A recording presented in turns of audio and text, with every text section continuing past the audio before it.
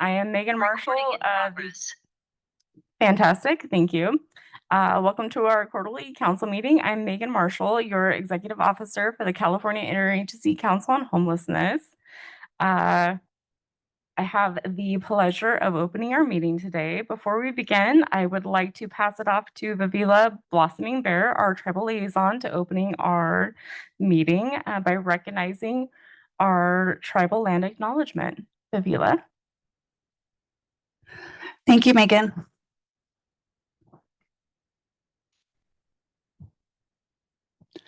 We wish to acknowledge that Sacramento is the unceded homelands of the Southern Maidu Valley Plains Miwok, the Nisinan people, the Patwin Wintun people, and members of the Wilton Rancheria tribe who have inhabited this landscape since time immemorial.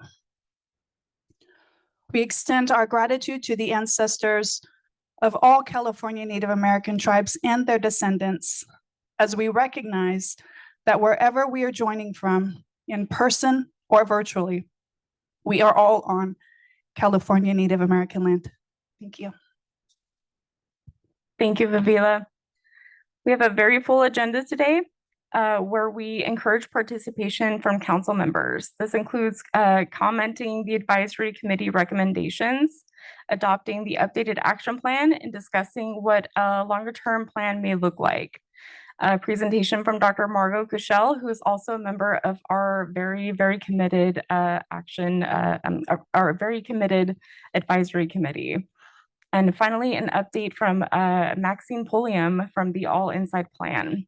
Additionally, I want to recognize all the work it took to get us from a place where we can have these items on our agenda from CalICH staff.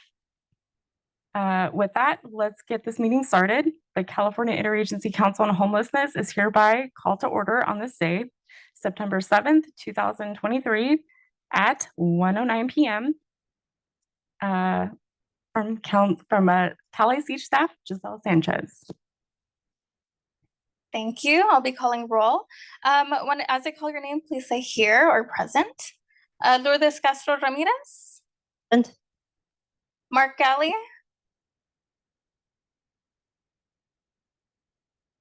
Tomas Aragon. Stephanie Clendenin. JC Cooper. Susan Damaris. Kim Johnson. Tina Johnson Hall. Veronica Lewis. Jeff McCumber. William McGee. Tamika Moss. We'll note that Susanna Parson is here representing Tamika Moss. Nancy Robles. I believe Ricky Hammett is here representing TCAC. Rebecca Rowan O'Shaughnessy. Lindsay Sin. Tony Tavares. Gustavo Velasquez. Thank you. Nancy Ward. Thank you. And Joe Xavier. Thank you. We do have a quorum. We can continue with this meeting. Before we move on to our next agenda item, I have a few logistics to go over to help the conversation run smoothly. I'd like to remind all members of the public that we take public comment after each action item listed on the agenda and at the end of the meeting. Since we are in a hybrid format, we'll take comments from people joining online and then those in the room. Members of the public who are attending in person may request to give a comment by filling out a comment card. These comment cards are on this table near the entrance.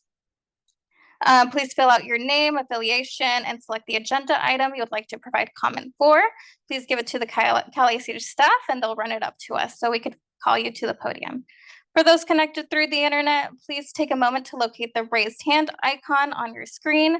This will be used to signal that you wish to comment. Please raise your hand only during the item you wish to comment on. For those joining us by telephone, you may press *9 to indicate that you'd like to comment. To ensure that everybody is given a chance who would like to, to speak. We allow for a maximum of 2 minutes for each comment. We welcome all public comments and feedback. However, due to the structure of this meeting, we are unable to respond to them. For this reason, if you have any specific questions that you'd like answered, we ask that you email us at calich@bcsh.ca.gov. All right, I'll move us on in the agenda. This is item 2, the consent calendar.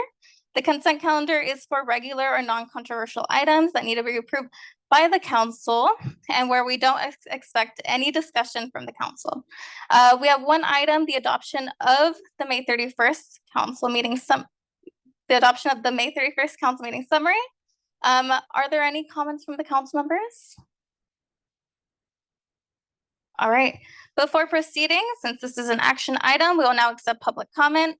Please keep comments to the item on the consent calendar only. If your comment is not related to the consent calendar, there'll be time for general public comment at the end of this meeting. As a reminder, for public comments in person, please fill out a comment card and hand it to a staff member. For those joining us on the internet, please raise your hand. Those joining us by telephone, please press *9.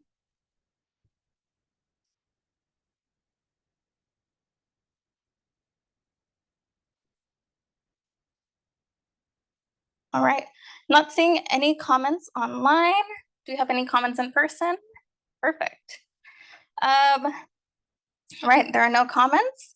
Do any council members wish to provide a motion to adopt the meeting summary?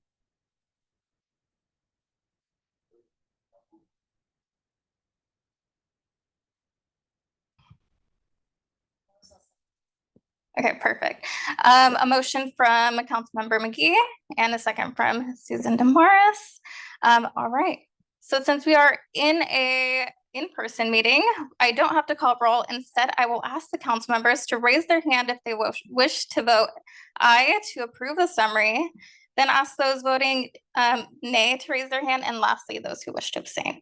So if you're voting aye to approve the meeting summary, please raise your hand. Right. Seems like a unanimous vote from those who are here. Just to double check, if you're voting nay, please raise your hand for the meeting summary. And those who wish to abstain? Thank you. All right, the meeting summary is approved. Now I'm going to pass it to our co-chairs for opening remarks, starting with our Secretary Castro Ramirez. Thank you. Hi, thank you. Thank you so much. Good afternoon, everyone. I'm Lourdes Castro Ramirez, and I serve as a co-chair of the California Interagency Council on Homelessness. My colleague and co-chair, Secretary Galley, is running a few minutes late, but he will be joining us. And so really in the interest of time, I will keep my remarks very short. It is quite impressive to be in person and to see all of you.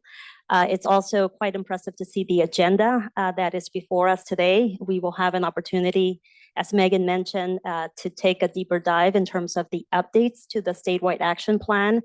It's really incredible to see the level of engagement and activities. And I know when I look at you, Councilmember Lewis, that it's also very important that we continue to push ourselves to bring up clarity around how we're tracking our progress. And so very much looking forward to that conversation.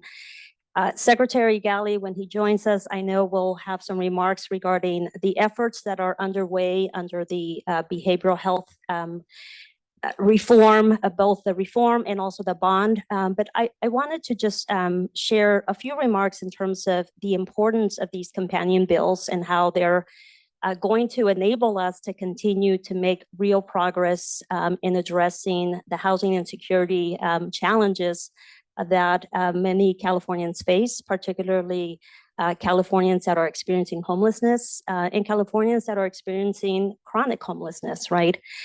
So I think without a doubt, you all know that the governor has been very focused along with the legislature in terms of prioritizing housing and prioritizing housing in a way that allows for us to be very comprehensive, from planning with communities, to advancing policies, to also creating new programs to accelerate and move more quickly to build more units.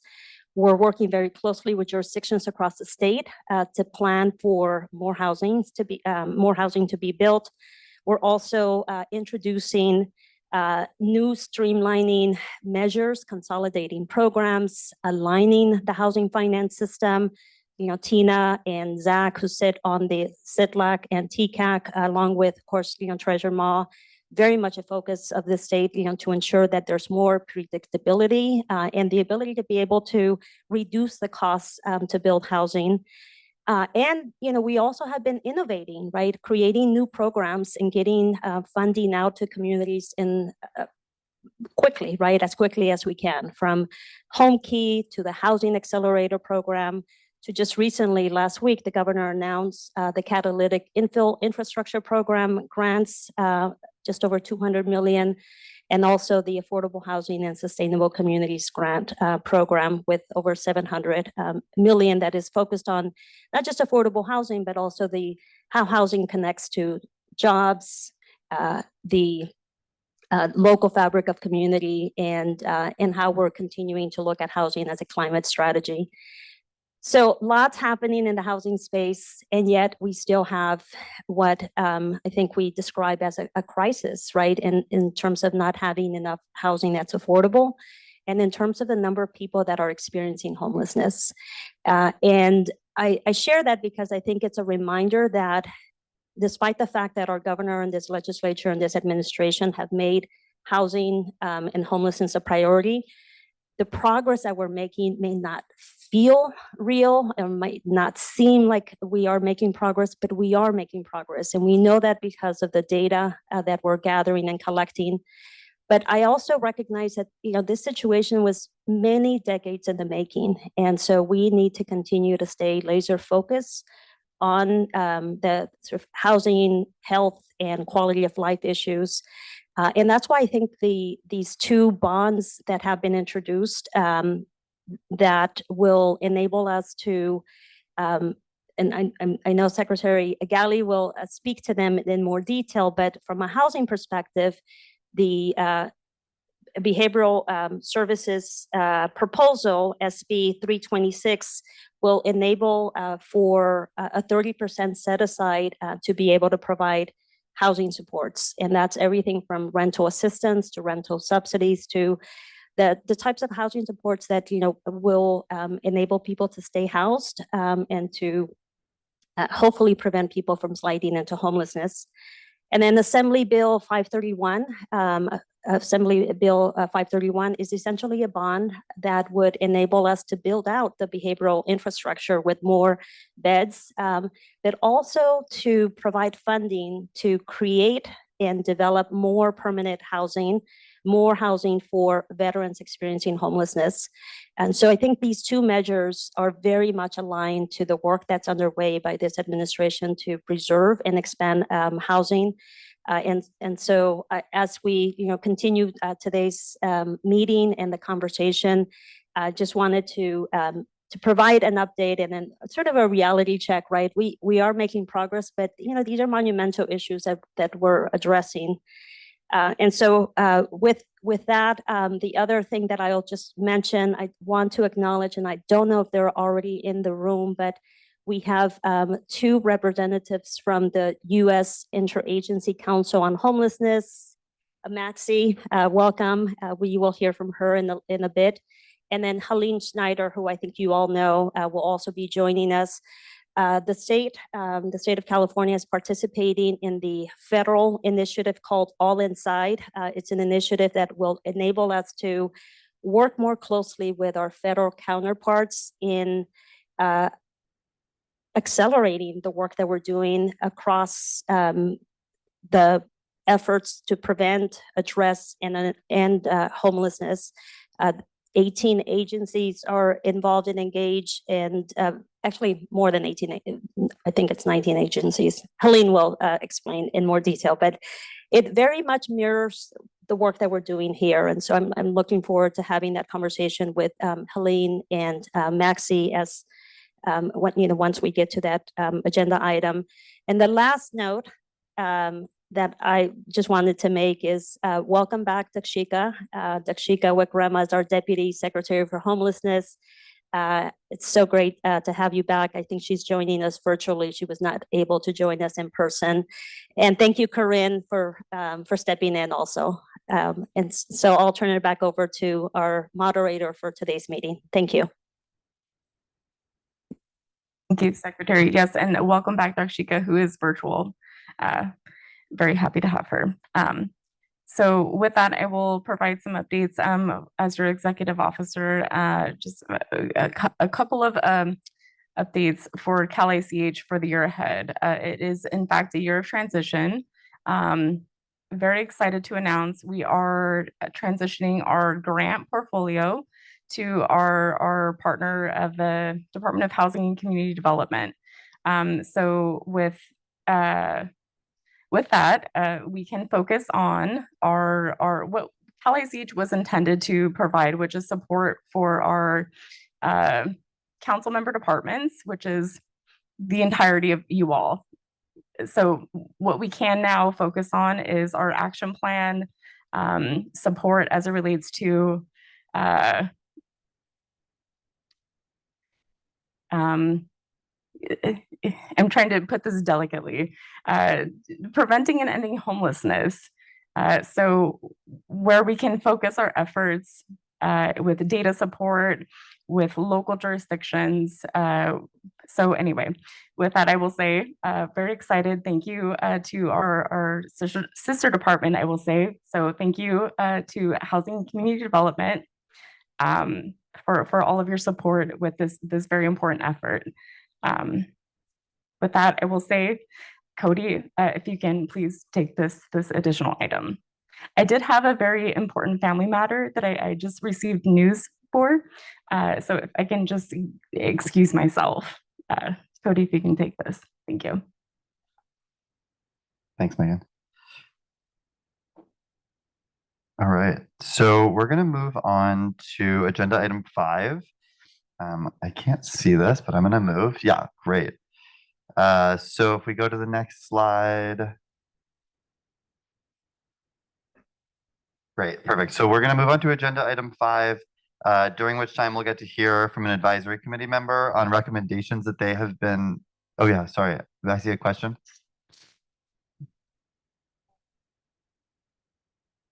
Thank you. Just one question about the update we just got. So everything is moving to HCD, any funding that the Cal ICH, and then my other question is about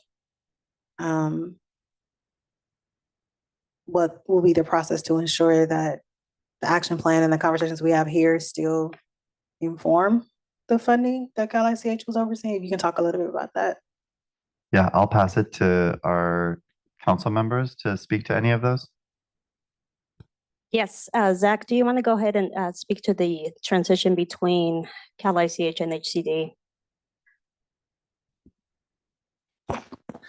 So in this year's budget, the legislature and the agreed upon budget elect to a phased transition. So it won't actually begin in full till next fiscal year, so till next summer. So we're building up and working closely with the ICH staff to accommodate. Well, there'll be no disruption for any grantees or anything like that. So the current year notice of funding availability will still be issued by the Interagency Council on Homelessness, but we're beginning the efforts, and you'll see through the formalized budget process, a budget change proposal to formally transition kind of the positions and the authority next year. But beginning this year, we're already, to make sure that there's no disruption, we'll begin to hire staff, work closely with the ICH staff on some of the administrative functions, shadow, et cetera, maybe even support some of those functions earlier. And then beginning in the fiscal year 24-25, that it'll be the full transition of some of the obligations pertaining to the grant management. Partly the reason why this is happening, which I hope Megan is okay. I don't know the circumstances of what's going on, but I can elaborate a little bit, is we have an infrastructure that the Interagency Council just does not, right? In terms of administration, the ability to administer contracts, enact standard agreements, do accountability and the like.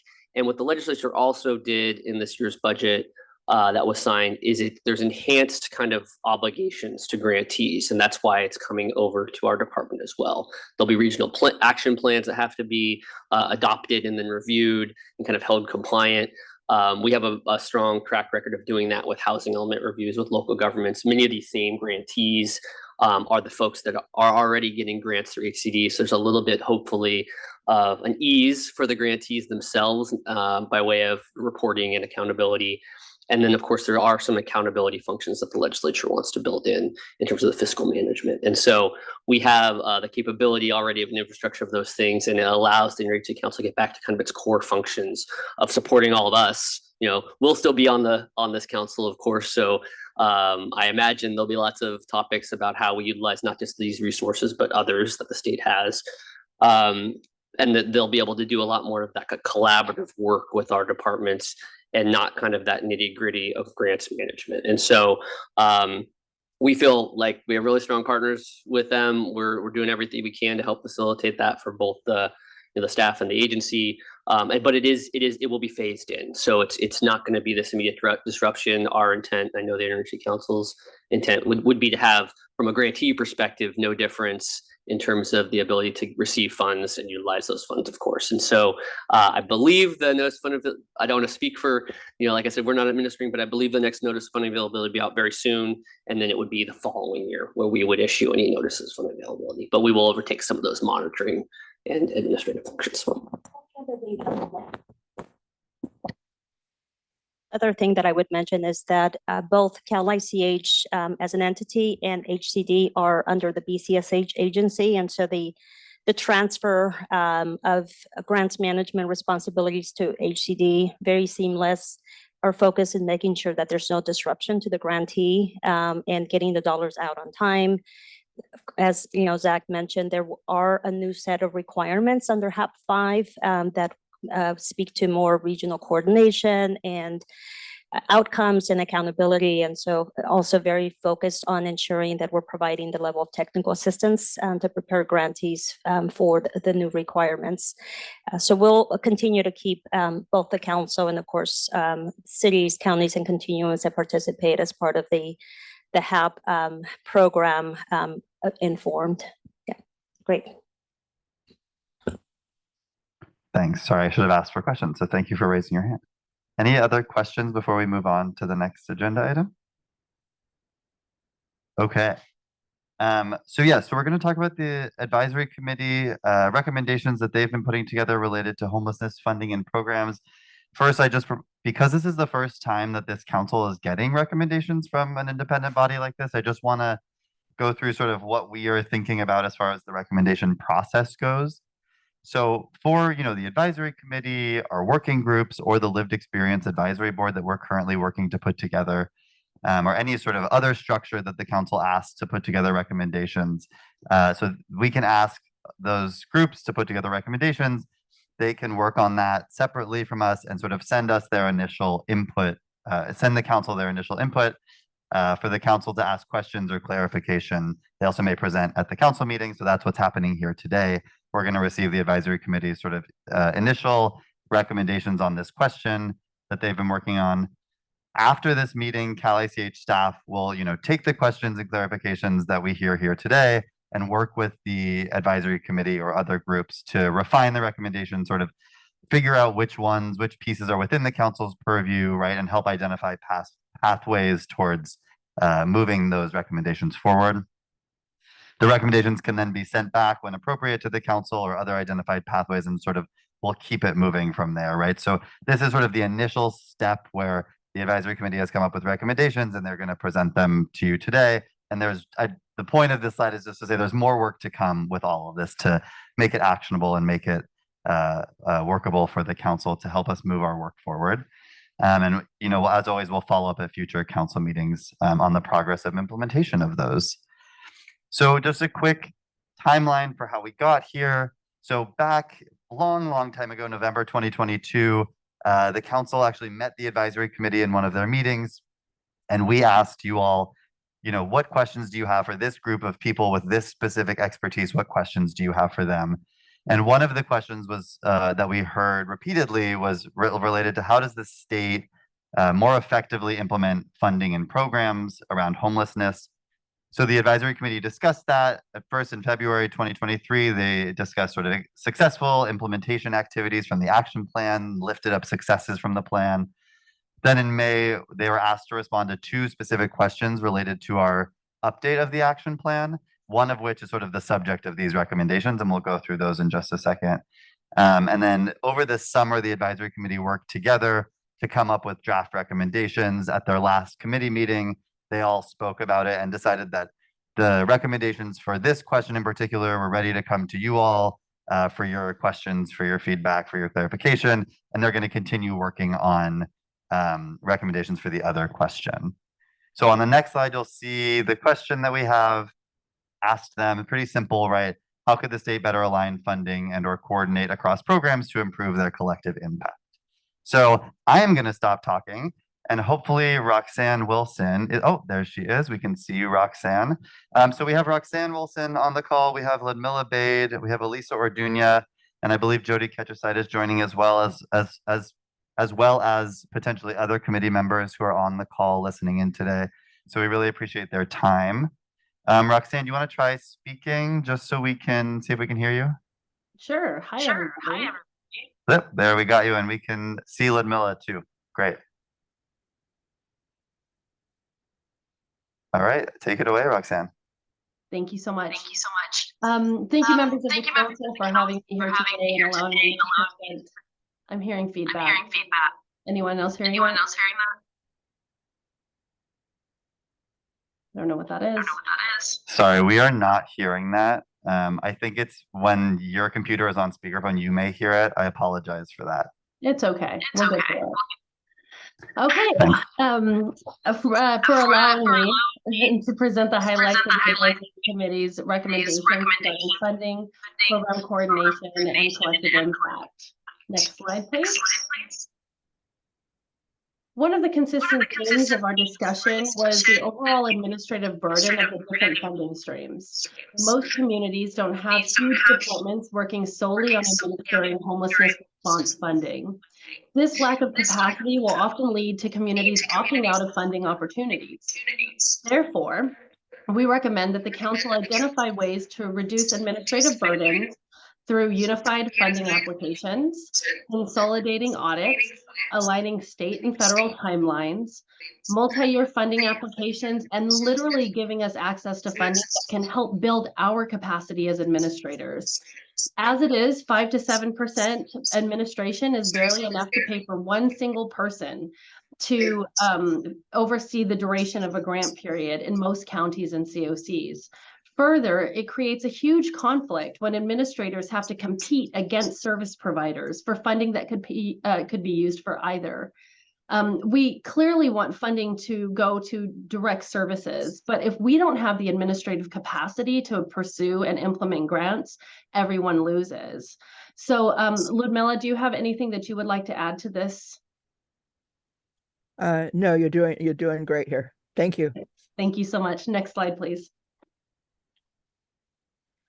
The advisory committee also recommends that the council explore opportunities to strengthen capacity among funded entities and their service providers with an eye towards advancing racial equity by way of consideration of timely reimbursements and/or payments, guidance on administrative support, reducing barriers to smaller, culturally sensitive providers, and fostering greater roles for people with lived experience in decision-making among grantees.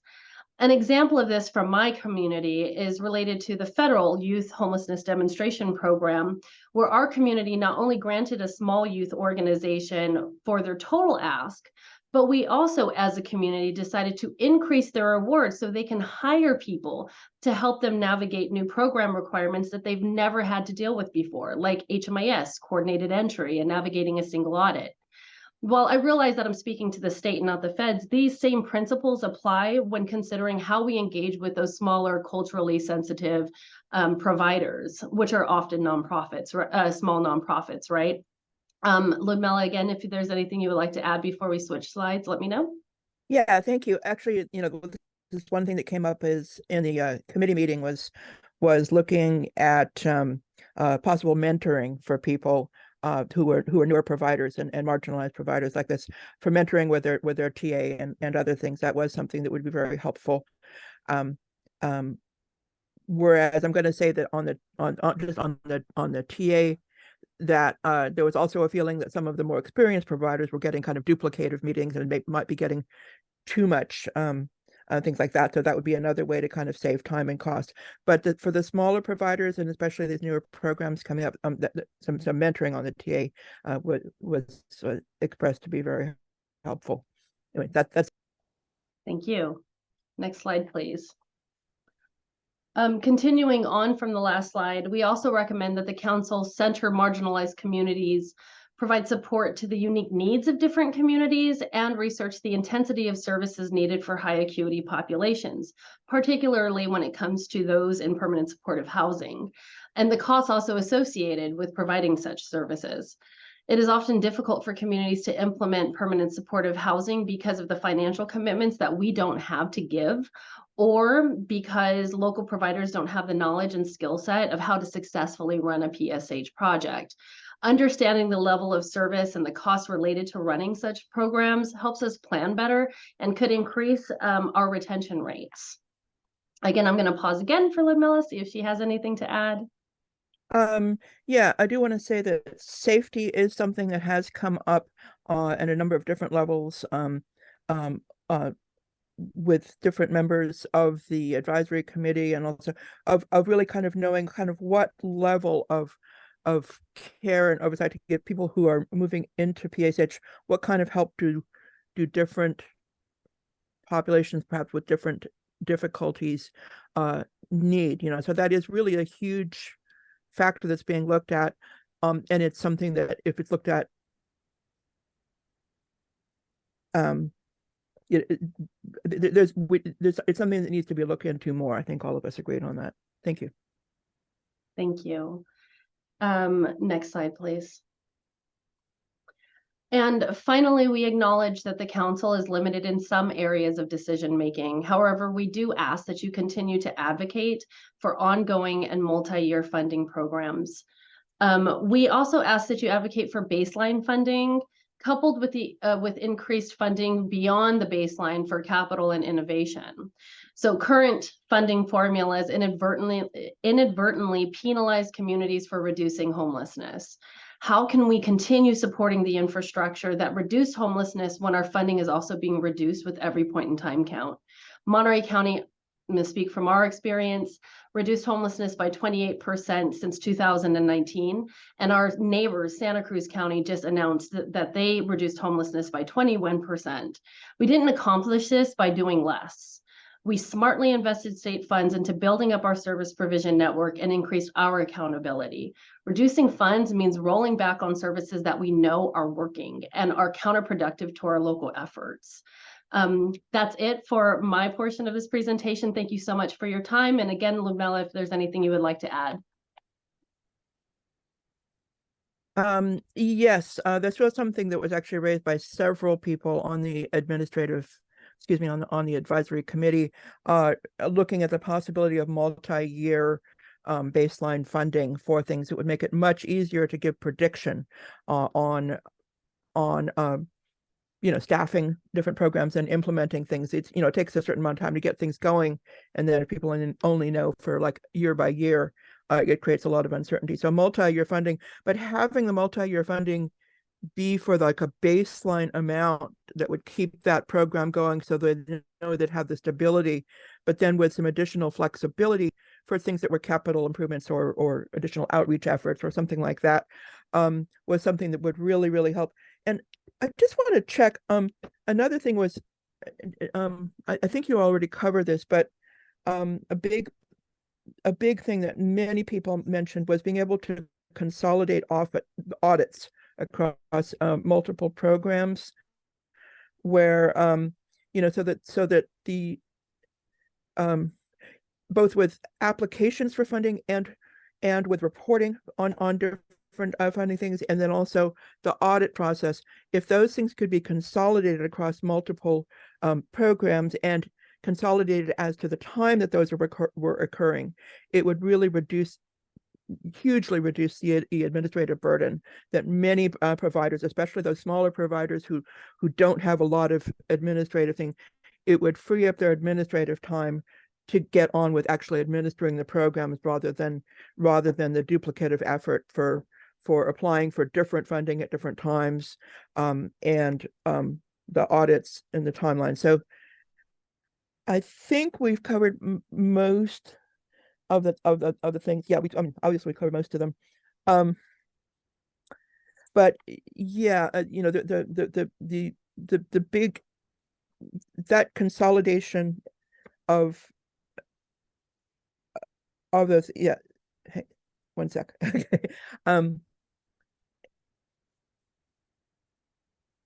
Yeah, I think we've covered most of the important points.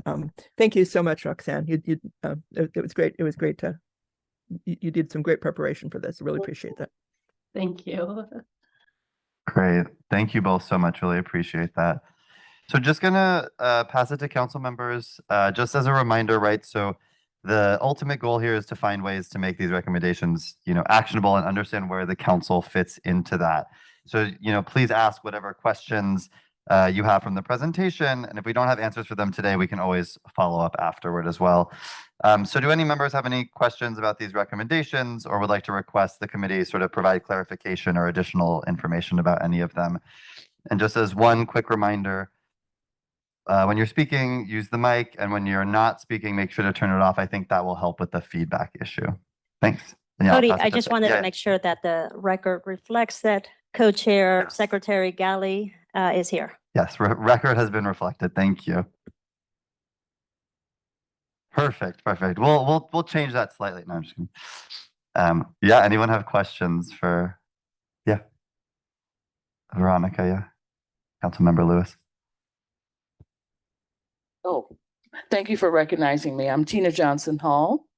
And one of the things there were two things that stood out to me. First and foremost, I want to congratulate the committee that put this together, because I think that based on my knowledge, a lot of what I have heard in my dealings with organizations that do this work, you were able to pull that out and synthesize it very accurately.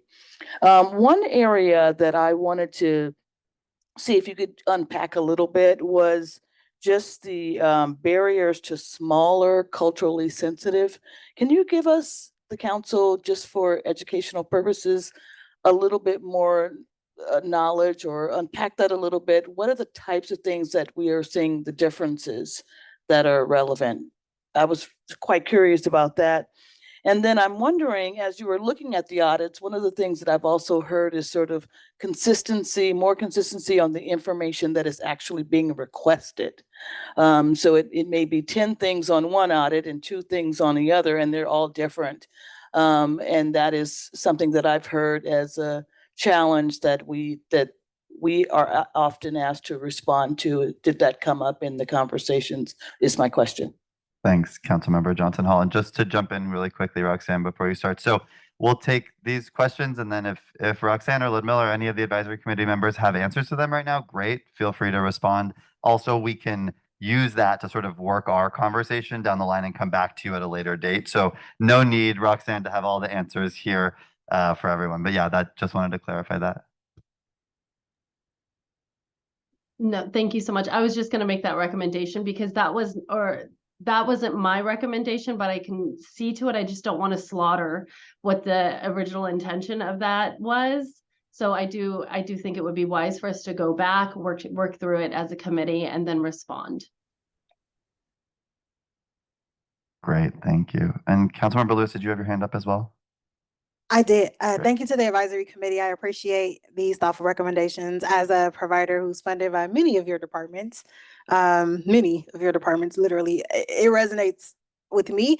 I want to just uplift a couple of things, and then I do have a question. I don't know that it's for the committee. It's more so for CalICH in this body, and maybe our co-chairs. And so I think, a couple of things that come up for me, that 5% administrative rate, right? I would love to understand if that's regulatory or not, because the significant investment that's being made by the state, is going through intermediaries, whether it's our continuums of care or some other.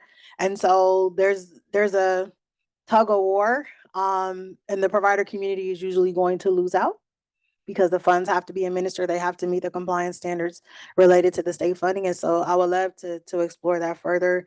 And then I think I just want to uplift, we talk about equity. Equity is kind of the buzz term now. And for me in these spaces, I'm always like, okay, but let's get down to what that actually means. And so when we talk about organizational equity, and there's lots of examples, it costs a lot of money. There's a lot of unfunded operational costs to administer these very bureaucratic funding streams. While we're grateful for them as a provider community, there's a lot of unfunded costs. And if you don't have the capacity and the infrastructure to do it, and you barely have enough indirect to hire to address the increase in staffing capacity, operations, et cetera, then you're always kind of behind. And that's when you have one person doing literally 7 jobs, and you hear those kinds of stories.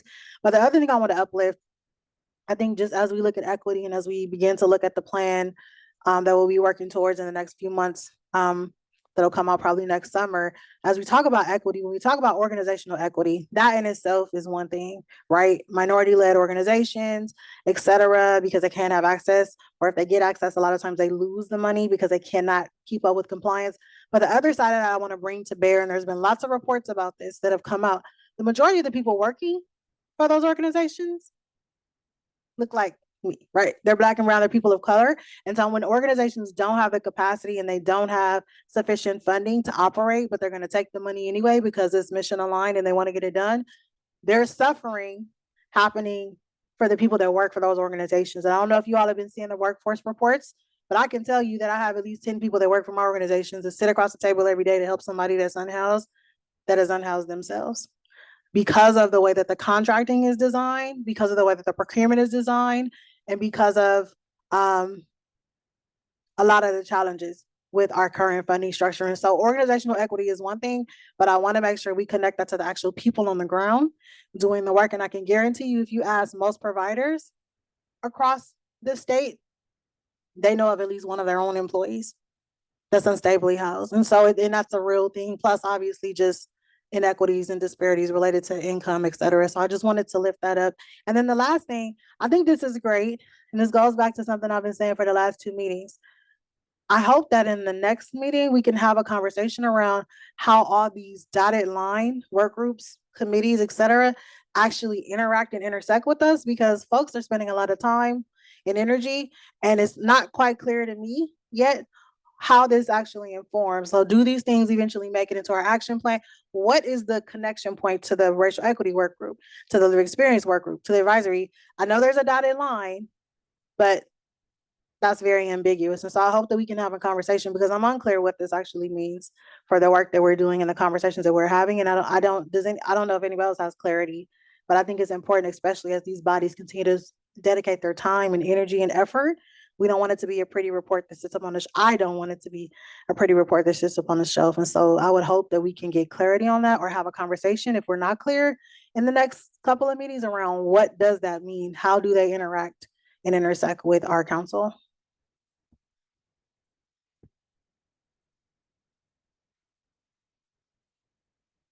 Good afternoon, everyone. William McGee, California Department of Education. I'm the director of the Student Achievement and Support Division. And in our division at the California Department of Education, one of our programs supports 3 different areas. One is our Native American or American Indian children population. The other is the children who are in foster youth. And then the last part that this program supports are our children who are in transitional housing or they're unhoused. And so one of the things that I would like to know, if you guys looked at K-12, I see in the various bullet points, there are different recommendations. I don't know if I misread it or if I just didn't see it, but was there any correlation or connection to K-12 and that type of research? The reason that I'm bringing that up is that a lot of the families who are in housing transition or unhoused, we know that their children are in schools. And so one of the things that we're also looking at is how we can get that portion of education some funding. We right now have funding for children who are in foster youth, but not in the unhoused areas. So that would be something too, that if the council or the committee did not look at, is to really look and consider that. So if you are able to provide that answer today in regard to the correlation and connection of research to K-12 and the community, if not, please bring that back to a future meeting so we can discuss that. And then the last thing is just to reiterate the funding for K-12 and looking at that as a recommendation as well. Great, thank you. Oh, I see Councilmember Ron O'Shaughnessy's hand. Yeah.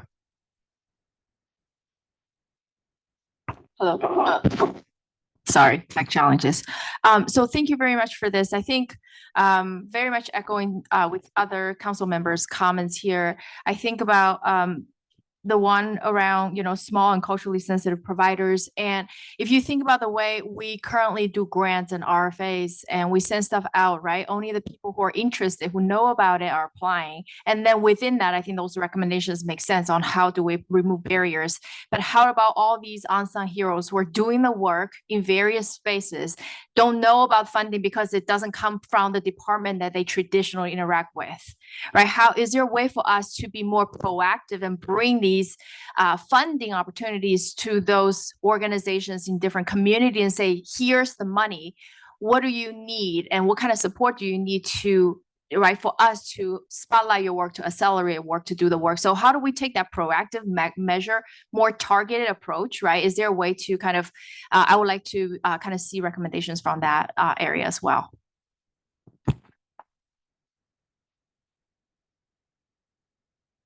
Great. Any other? Oh, I see. Zach? Yeah, thanks, Cody. For any of the recommendations that are about consolidation, alignment, the specifics would be quite helpful to know which audits you're looking to consolidate, which reports you're looking to consolidate, so they can actually be actionable by our departments, and we can see if the alignment exists and what we're able to do and what we're not able to do. So the details will be quite important if we want any of that to be actionable. The only comment I'd make on that is just to make sure we're all aware around this table of the trade-offs there. Many of those reports are what feed up to the data that everyone has been asking for more of. So we don't want to eliminate those things that are feeding into our data systems and providing us all the intel that we need. So I think there'd be an openness to do that, at least amongst my department with all of you, but we need to know exactly what those reporting requirements you're talking about are, which audits, who's doing those audits. As was noted, most of our funding goes to local partners who then in turn subgrant to you. Are the local partners the ones auditing or asking for reporting that's duplicative? All of that detail would be quite necessary if any of it's going to be actionable. So thank you.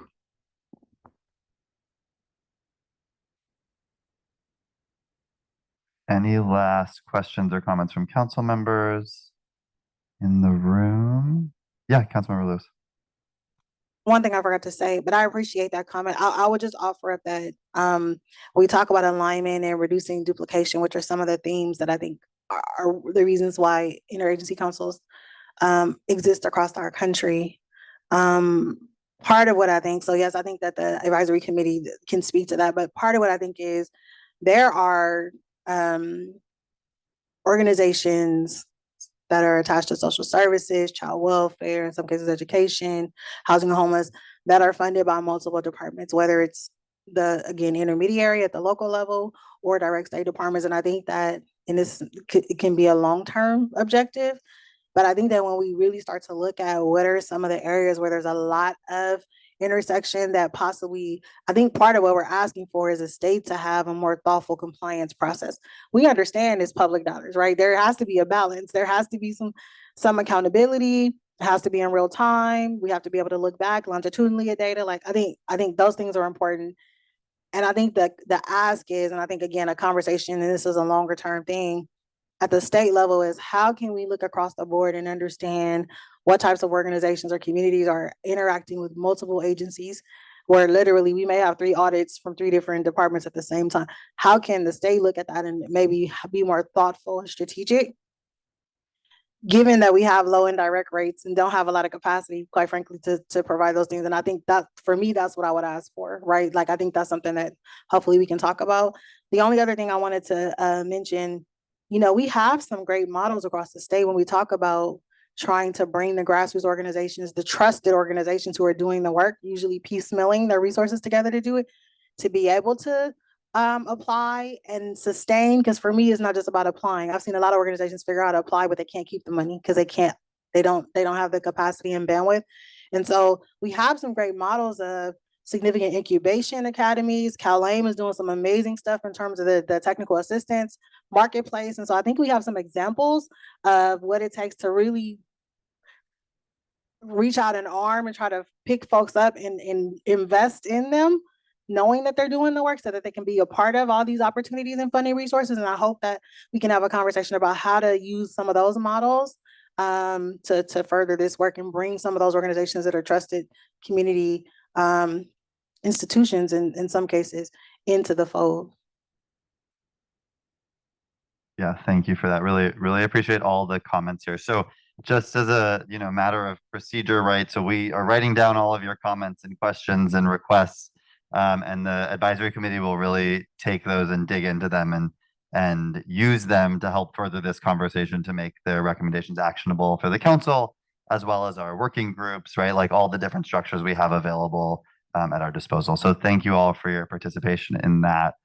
And before we move to the next agenda item, I want to recognize Dr. Galli is here. And if you want to give any of your remarks, now is a great time to do so. Sure. Thank you. Thanks everyone for allowing me to do this sort of out of order. A few things I wanted to share. I think one thing this committee has been tracking is the CARE Act. And a year ago, around now, we were just moving it forward, and it's hard to believe we're now the month before launch. So October, 8 counties will be moving forward with Cohort 1 CARE Act. I want to just really say thanks to the Judicial Council, the team at Agency and DHCS for working through so many of the sort of logistics, the preparation, working hard with the counties, lots of trainings and conversations and who's doing what, how do we all move it together. And it's never safe to say we're ready, but there's a lot that is in a place where we can look forward to see how this really different pathway into services. And when I say services, I also mean housing. I know that we have a conversation about how does housing fit into this service framework. For those who have worked hard with individuals experiencing homelessness, we recognize clearly that housing is one of the most important features of stabilization, sticking to a plan, et cetera, et cetera. So I'm going to take the liberty to say it's the service that matters. And so as part of CARE, seeing not just the opportunities around the clinical services, the other wrap and support services, but those housing services and housing being a key service. So exciting and a lot more to come on that. Sort of in the same vein, we are actively working on behavioral health modernization, Behavioral Health Services Act reform. A lot of people around the table up really late at night working with lots of partners to figure out the two components, both MHSA reform into Behavioral Health Services Act, a few key features to highlight. One of the most important ones here is recognize again housing as a service, especially for those experiencing homelessness or unstable housing with serious behavioral health conditions, both mental health and substance use, that a service that needs to be funded. And to the council's advisory council's recommendations in an ongoing way, 30% of the dollars available to pay for housing interventions that not just focused on capital, but focused on getting people housed today, whether that's through a rental subsidy, shared models, or other creative solutions to addressing that. And what that means on a roughly $4 billion a year MHSA, BHSA fund, nearly $1 billion a year of ongoing money. A quarter of that available for capital and 3/4 available for those other solutions to get that housing service in place. In the vein of ongoing, this is, if passed, an ongoing funding source. Similarly, we often recognize and really happy that Dr. Kushal is here to talk about the exciting study that came about a handful of years ago, but the real centrality of substance use disorders as an important area historically 20 years ago, Mental Health Services Act, I would say, and many of its authors would say, didn't recognize the importance of substance use disorder services as primary in behavioral health. Thankfully, we've come a long way because of advocates across California to recognize that. And so a big part of what is allowed now in Behavioral Health Services Act reform will be the funding of standalone substance use disorder services. And then other things to highlight. We talk a lot in the housing space and the homelessness space about accountability. Do we have the right data? Do we have the right measures? Do we actually have the ability to collect the data, process it, and then make a comment about it? We have been a long way in behavioral health from being able to do that, thanks to a lot of important work with Department of Healthcare Services, the Mental Health Oversight Committee, county partners across the state really pushing, leaning in to not just creating a truly integrated, comprehensive behavioral health plan county by county, but then creating outcome measures, requiring the data to be collected, requiring our states' departments to look at that data and make decisions about how we're performing. So in a world of accountability matters, we need to measure what matters. It's not what we expect, it's what we inspect in a way. We're taking that seriously here. And then it's important because I think we talk a lot about prevention, early intervention. Historically, we've had those two concepts blended together in MHSA. Now unwinding that and recognizing that prevention looks different than early intervention, especially when you're talking about addictions, especially when you're talking about other mental health conditions, early psychosis. So how do we push those forward? So a lot of exciting things. Our partners in the legislature are debating it now. We're working hard to make sure that the language, if you will, lands well. And then the coupling piece to that is the bond that looks to invest significant billions of dollars in a number of settings, including permanent supportive housing, with a component focused on veterans and addressing both their housing and behavioral health needs there. So some exciting components that we're looking forward to. And again, bringing it back to the reason why we have Dr. Kushal here to present. I think there's a lot that comes out of that conversation that feeds in and supports some of these important moves that the state continues to make. And the last point I will say is to Council Member Lewis's point, one of the key feedback points that we've heard is if California is serious about equity, untapping the power of community-based organizations across the state is an important piece, and we haven't made it easy. And it's not intentional that we haven't made it easy. We're sort of following our typical playbook and hoping that people can respond. I think that message is breaking through. You mentioned the DHCS, CalA marketplace work. We have all been talking about, based on feedback, how we need to do a better job. It's not where we want to be to expect every small community-based organization to have this big back office to organize everything, apply for everything. So how do we innovate in that way in the vein of equity? Because the power of community-based organizations and people living in our communities across the state is really going to be the way I think we catapult a lot of these exciting initiatives forward. So I just wanted to take a moment of liberty to say, we hear you. There's a lot of head nodding from that comment, and we are working to figure out how we do that piece better, because I think it's essential for all of us to advance the aims that we're looking to. I could go on for an hour. I'm not. Thank you all for indulging me for a minute, and look forward to the rest of the meeting. All good. Thank you. And before we move on to our next agenda item, just a quick note from Megan. She said she apologizes for leaving. She had a family member who had an emergency about 2 minutes into our meeting, so she had to go help with that. So apologies and wishing her well. So I'm going to move to the next agenda item, which is about our action plan. So really excited to have this updated action plan in front of you all today. I'm going to run through these slides relatively quickly because you've seen most of them at this point. But as a reminder, the original action plan was adopted in March 2021 and updated last September. The original timeline for the plan ran through fiscal year 22-23. And the update we're doing here today is extending the action plan in its current form through fiscal year 23-24, this fiscal year.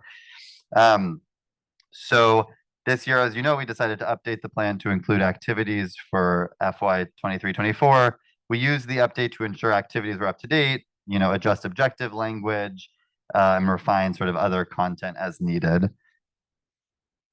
So in the next slide, just additionally, we conducted public input sessions, right? We've talked about this, tribal listening sessions, meetings with lived experience advisory boards and young adult boards, and other stakeholder input. Overall, we engaged nearly 200 people in this process. And then really just like at a high level, right, and you have like sort of a high level summary of the changes to the plan in your meeting packet. But the update sustained the plan's current structure through this fiscal year, revised language, data, and information within the opening content, and refined some of the objective language, as well as updating activities and adding 33 new activities. So we'll get into a little bit of what changed within the opening content, as well as some of the new activities. So on the next slide, within the opening content, we really just refined objective descriptions for clarity and sort of to uplift the importance of focusing on racial equity and including people with lived experience in our work. We added a key principle and practice to include a focus on addressing the needs of tribal nations. We updated the data on homelessness in California using HGIS, which was really exciting. So I think for the first time, our action plan is almost fully using HGIS data to report on that progress. And we aligned our key performance measures with the California system performance measures. And so I want to get a little bit to some of the updated activities as well, because this ties into the conversation we had at our May 31st meeting. So as you might remember, we asked you all for ideas on ways to improve our work at the last meeting around these 4 areas, right? Interagency, coordination and collaboration, racial equity and tribal engagement, inclusion of people with lived expertise in policymaking and program design, and communications and public awareness. And we promised we would follow up, and we are following up. Just to give you a sample of some of the activities that have been added or updated in the plan that sort of fall within these categories. And they by no means sort of represent the full slate of activities that fall into each of these categories. And I now am seeing that that's very hard to read. So don't try to read that on the screen necessarily, but I'll say them out loud. So regarding interagency coordination and collaboration, right, we have BCSH and CalHHS developing recommendations on data sharing between their respective data systems. CalOES convening the Priority Populations Task Force with partnership from many of the other departments and agencies we have here in order to ensure the needs of people living outside are taken into consideration during disaster response. And HCD piloting efforts with CDCR to create housing opportunities for individuals exiting correctional settings. So that's a sample of sort of that first category of interagency coordination and collaboration. In activities related to racial equity and tribal engagement, on the next slide, we have TCAC and CIDLAC continuing to implement set-asides for tribal entities and BIPOC-led developers. And we have HCD developing policies to implement the state's duty to affirmatively further fair housing. And apologies for going through this so quickly. There are activities from all of you that we could highlight, but just wanted to touch on a few. So regarding the inclusion of people with lived expertise, we have CDPH working on creating a lived experience advisory board to help inform their work. And we have work from HCD providing technical assistance and program guidance informed by people with lived experience. And then last but not least, around communications and public awareness, We have Cali CH working on helping increase state level workforce knowledge on housing first, on racial equity and inclusion, and on best practices for engaging people with lived experience, among other topics. And BCSH implementing the All Inside program, which we will hear about in a later agenda item. So in a moment, we're gonna, that's, high level summary of some of the things that have been added to the updated plan. And in a moment, we're gonna ask council members to vote to adopt the updated plan for fiscal year 23-24.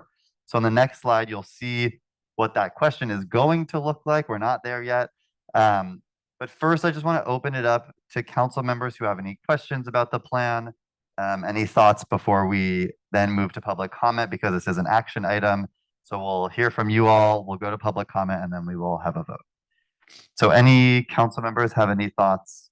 And after the vote, we will talk a little bit about the future of the action plan and get your thoughts about how to move forward in the most effective way with the next iteration of the plan. So any thoughts on sort of this update right now, or anything that you saw in the summary or the action plan update that was in your meeting packet?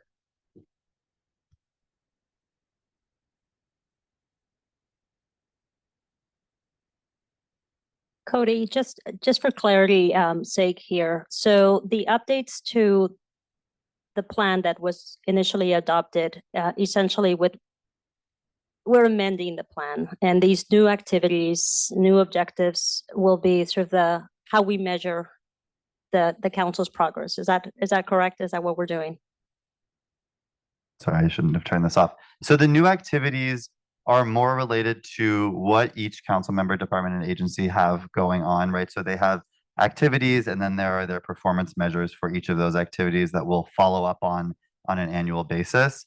Right. I think in the conversation after the vote on this update, right, we'll talk about instead of updating the plan each year, we're going to hope to create like a new 3 to 5 year plan.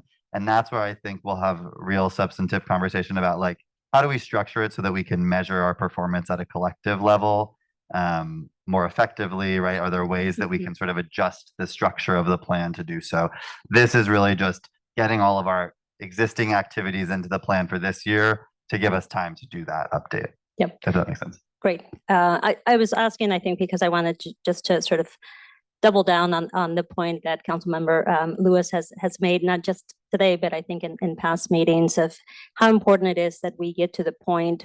I think it's great to see many more activities and new programs and new efforts, and greater also attention to coordination and collaboration across agencies.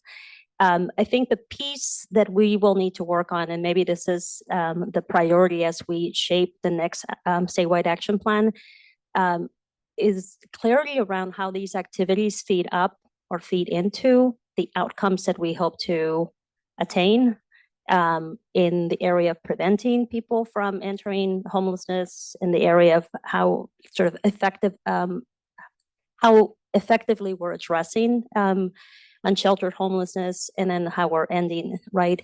It is, I mean, I think it's a very robust plan with, of course, still very much focused on the 5 priority areas, but we do have a lot of activities because we have a lot of departments and agencies that are represented, and a lot of good work that is taking place. I think the piece that I would just say is a priority for us as we think about the next statewide action plan is clarity around how these feed up, and then how do we sort of communicate and tell the story to like everyday person, to my neighbor, to my mom, to my sister, right? Like, how do we explain what impact we're having collectively? So I think we've had that conversation before, and I know it's work in progress. Yeah, thank you for that. And I was moving a little too quickly. I should have said at the beginning. So this agenda item sort of has 2 parts like we were talking about here. So the first is voting on this fiscal year 23-24 version of the plan. And then we have some discussion questions just exactly about those sorts of questions that Secretary Castro Ramirez is bringing up, right? About for the future iterations of the plan. So I do want to get into that, and I appreciate that. And we'll get into that. Councilmember Lewis. Just a process question. We're moving it forward with small adaptations just because we didn't have time to fully do a new one for July 1 through June 30th. Is that essentially what we're doing? Yeah, so we added this fiscal year's worth of activities just to give us a runway to then turn around after this meeting and start planning for what's a bigger structural update that we would want to see to the plan. Yeah. Right, with tangible, measurable goals. And with You don't have tangible, to- measurable goals. Yeah. Yeah. Any other thoughts before we move to public comment and then the vote? Great, Giselle, will you facilitate public comment?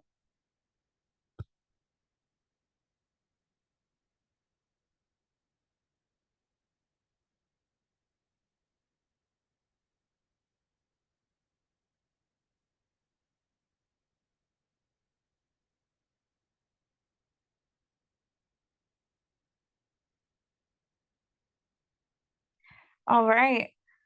Before proceeding, since this is an action item, we'll now accept public comment.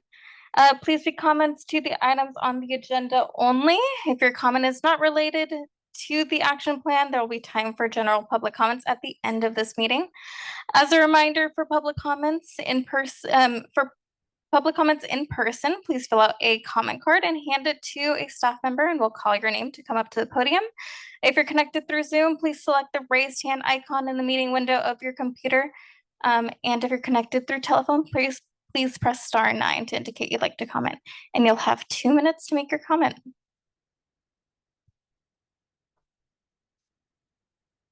We'll start with comments online. We have Ludmilla Bade. Ludmilla, if you could unmute yourself to say your comment. Hello. Yes. One thing that'd be very helpful is clearer communications to the public, on the kind of the timelines for when it would be helpful to give input to the action plan, to future action plans.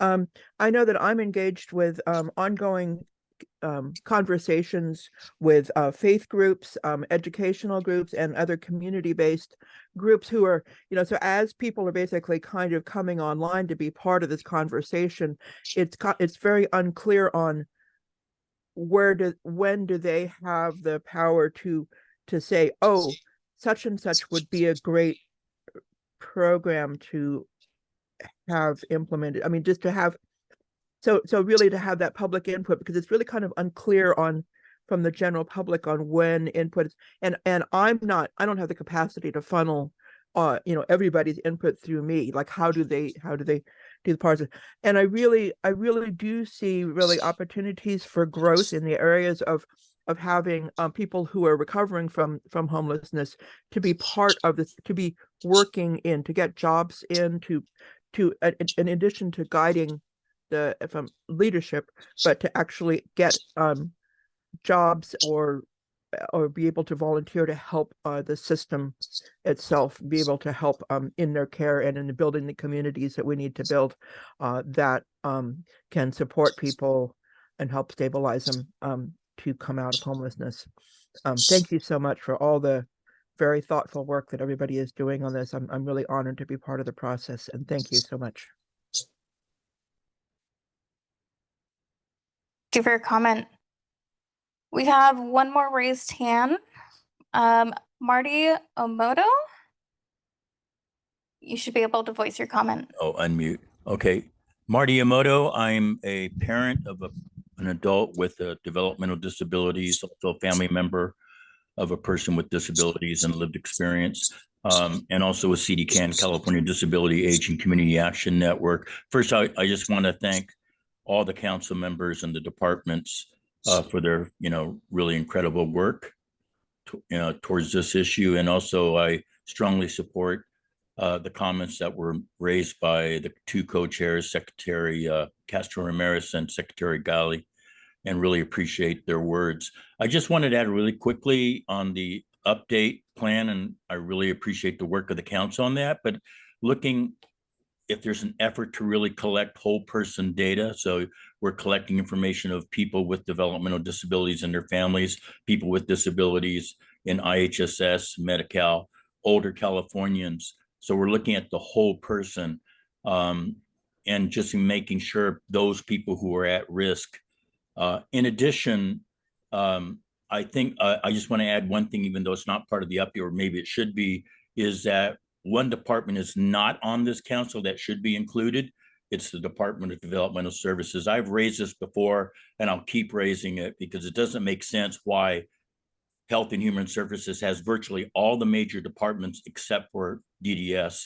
And my family just feels like we're part of this too. Again, thank you for all your work.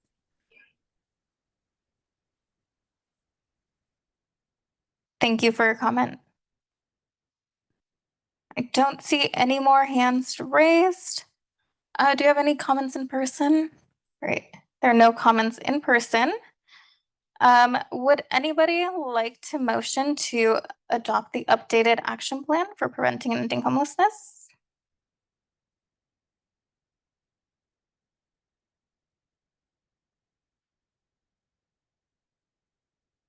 I'll motion. I'll motion to adopt the updated action plan for preventing and ending homelessness. Thank you, Councilmember Lewis. Is there a second?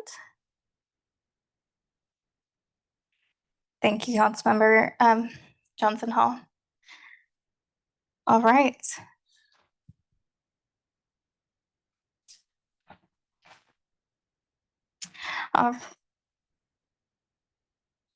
Again, I'll be asking council members to raise their hand if they wish to vote aye to approve the meeting summary, then asking those to vote nay to raise their hands, and then lastly those who abstain.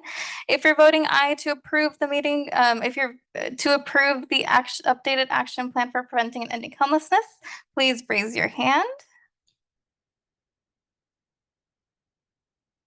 Thank you. All right. For those who wish to vote nay, there are none, and those who wish to abstain. Thank you. So it is a unanimous vote for those who are present and able to vote.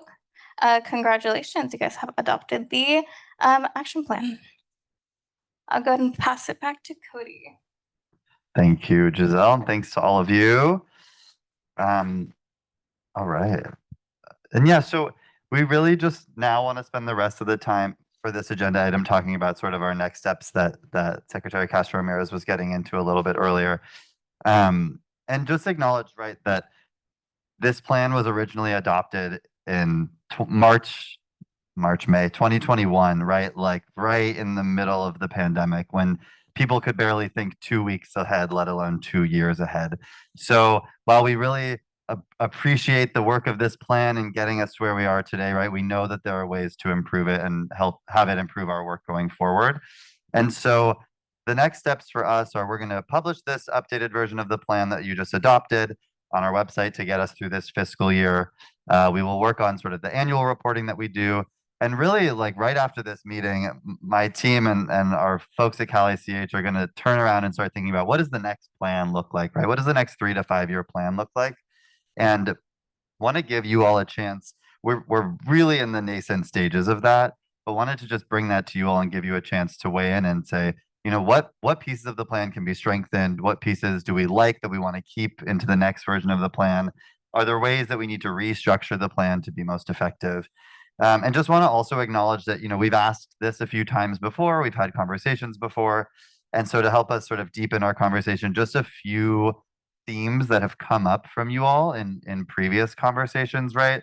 It includes the need to understand what cumulative impact is coming from our work, like Secretary Castro Ramirez was mentioning, and acknowledging that our written department updates and annual reports might not be accessible enough to really like help understand that progress as a collective. The need for more comprehensive goal setting in order to give the action plan sort of something concrete to work towards. The need to build out our homelessness prevention work across sectors, including education, workforce development, and other groups that are not always at the center of the conversation. The need to center racial equity by looking at homelessness policies with an equity frame to ensure that all our programs work for Black, Indigenous, and people of color who are disproportionately represented in the homeless population. The need to include people with lived experience of homelessness in the creation of the multitude of programs that we all implement. And last, the need to utilize expertise we have available on the advisory committee, the working groups, the lived experience advisory board to shape our work. So those are some things we've heard from you all in the past, and would love to hear your thoughts right now just about any things that you'd want us to think about, keep in mind as we move towards planning the next 3 to 5 year plan. And just acknowledging this is not the last time we will have this conversation. That plan likely won't be adopted for until a year from now, if we're on the same trajectory. So we'll bring this back multiple times for your input. But any initial thoughts? Yeah, Councilmember Johnson. Thank you for that. And I agree with what we said earlier. Our wisdom from previous sounds great. And I think I'll just build on this additional comment about how we're very intentional about connecting our community engagement opportunities to the shaping of the plan and going forward. The other kind of question I pose back to all of whom we're engaging is how we can do the best job, which I think was spoken by the secretary earlier today, of providing the context and information of successes to date in a digestible way as contextual components, but also now even with the study we're about to talk about and discuss, how is that part of the context that everyone is kind of level setting and building knowledge together. But I also want to just make sure in terms of all the committee work that we have this phenomenal summary, I think it's maybe for the public's benefit too, that the departments provide in updates, wanting to make sure that's also in a digestible format. And if there's other ways that we can communicate progress, that we're taking those opportunities to do so. Thank you. Do I see a hand? Yeah, Councilmember Cooper. Thank you. So JC Cooper, I think one of the things to consider as we're diving in is sometimes less is more. It needs to be very measurable, and I think we actually need to have goals. And so I think that's one thing that I think would be really good in regards to making tangible pieces. I really want to acknowledge the comment made earlier. It needs to be measurable. Large narratives around things that we're saying we're doing. Yes, that may be an action, but how do you turn that into actual measurable pieces? I think would be something to make sure that we're focused on. It can be a combination of the pieces, but there needs to be actually quantitative ways of measuring success and outcomes. Thank you for that. Yeah, Councilmember Juan O'Shaughnessy. Thank you, Rebecca O'Shaughnessy, Community Colleges. As I was reflecting on kind of doing this year's action plan, I think when I, understood the concept and was engaged in the work, I think one word that came to mind was compliance, right? Because when I think about the action plan, I think about the next year, the question is going to be, have you met the goal? So with that kind of mindset, what I'm doing is looking at the work that's ongoing and stretch it a little bit, right? Given the resources I might or may not have, and that will be what's put on the action plan, right? So as we think about the next iteration, we have to get very clear in terms of the role of the action plan and our North Star of ending homelessness in California. Like, what does that really mean? Is it a reflection of our best effort based on our capacity, or should we have kind of aspirational goals, and then benchmarks in a way that value what we have, but then also call out the what ifs? If we would just do these things and here are the resources required for us to do that and go bolder and here are the things we want to accomplish, then I think it's a different conversation and the content that's going to go into the action plan will look different. So I think we have to get clear on that. Thank you. I see Councilmember Lewis. Yeah, great comments. I appreciate that. So I think that the current action plan really does speak to the values, right? And it really is more so aspirational. And, I've talked about this ad nauseum. I'm not going to say the things I've already said. It's clear. You summarized many of the things that myself and other people have said, but a couple of things that come to mind. One, I don't know if it's regulatory that it has to be a 12-month action plan, because really the type of impact and the type of work we're talking about does take a lot. There's a lot of complexities and nuances. And obviously, we have our secretaries, undersecretaries here. Naturally, the people that are on your teams are the ones that are really going to take these things back and realize them. And so one thing that comes to mind is, does it have to be annual? Could it be 2 to 3 years that really allows us to have some measurable goals? Because things take time. It's just the reality of the environment that we're in, where there's always these special initiatives. And I can't imagine the awesome responsibility you all have, because even in my little corner, you know, I can't find time. And so I wonder if it's not 1 year, if it's 2 to 3 year. And then obviously, you know, it's very clear that we hopefully are moving towards, maybe we do have our value statements, we do have the vision and aspirational, but for the respective time frame that the plan represents, 1, 2, or 3 years, we have some things that we actually come back and hold ourselves accountable for. Did we achieve these things? And I know that even that conversation will be complex. I'm grateful that we do have essentially 9 months to really think this through. But I just wanted to lift that up because I think that that may be part of the challenge, that we just really could talk about values and vision because that's all we can really grasp and put our heads around. So let's look at the time frame and hopefully. So I'm gonna just say this. So I appreciate that now college ICH staff will have even more time because we're moving the grant portfolio from you. At the same time, though, I feel like there's some of the conversations that might be valuable to help inform the plan, and all the narrative writing that y'all are doing need to happen in this space. And I don't think that our agendas have allowed us to actually have those kind of conversations. And so I'm hoping that as we start to think about the framework for what the new plan looks like, there's actual space for real conversations here, as opposed to us saying like respond to this alone. Because I think that will create a very different plan, and move the needle in the direction we're trying to. Thank you very much. I saw Councilmember McGee and then Councilmember Damaris after that. You want to go first? I spoke already. Okay, thank you. I appreciate the information, and I know that when we've been doing our pre-meetings, we've spoken about really ensuring that we have SMART goals and they are measurable.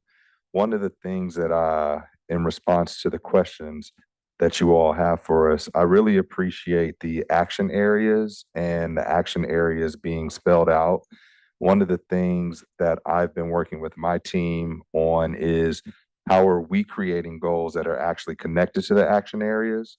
And so looking through the plan, that's what I would say if we're really going to try and focus on it, is having the overarching goal and then connecting our goals to that.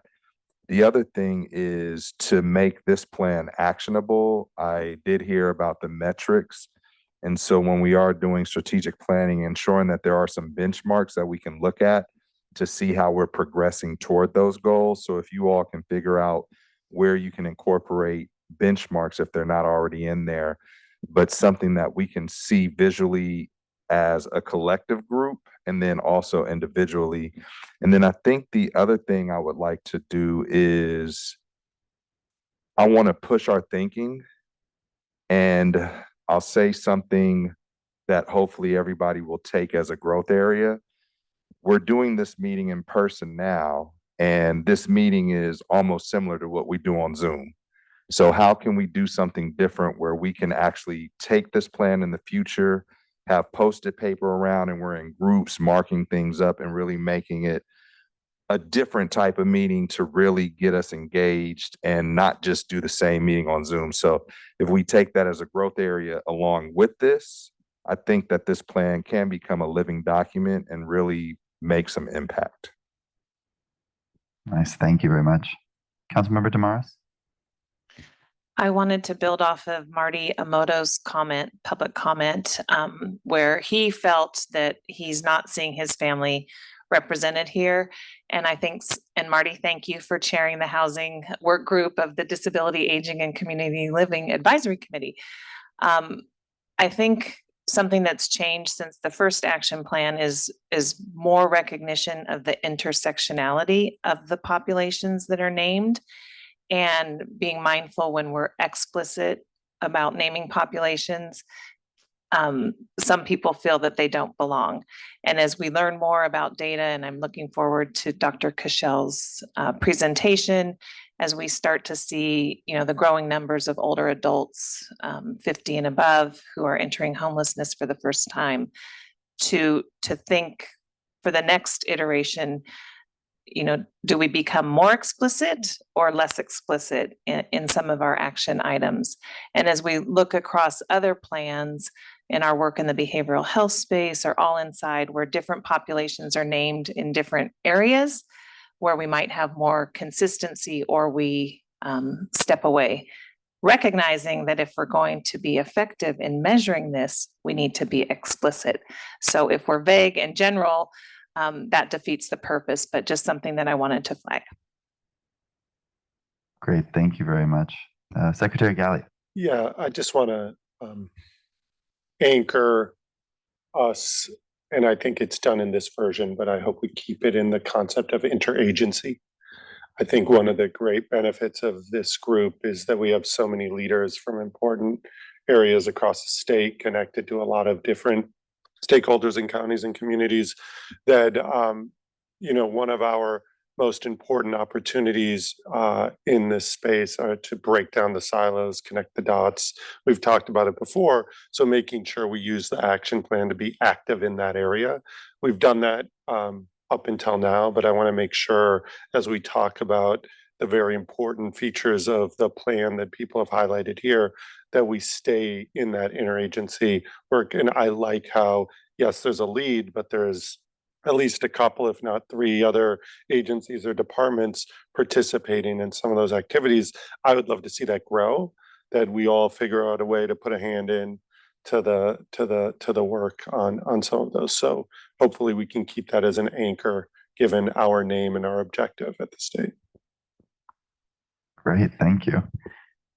We'll take a couple more comments. I want to make sure we're not eating too much into Dr. Kuchel's time. She's going to present next.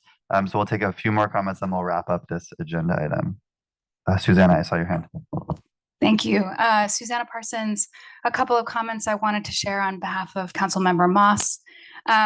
First, to echo the number of comments that have already been made about the power of setting strong targets at the state level through the action plan as a way to really name our North Star around reducing racial disparities, making population level reductions in homelessness and in first-time homelessness, and other core elements to addressing this issue sustainably across the state. So really want to echo those comments and emphasize the opportunity we have in front of us to set those targets through the next action plan and to take a strong leadership stance here at this council.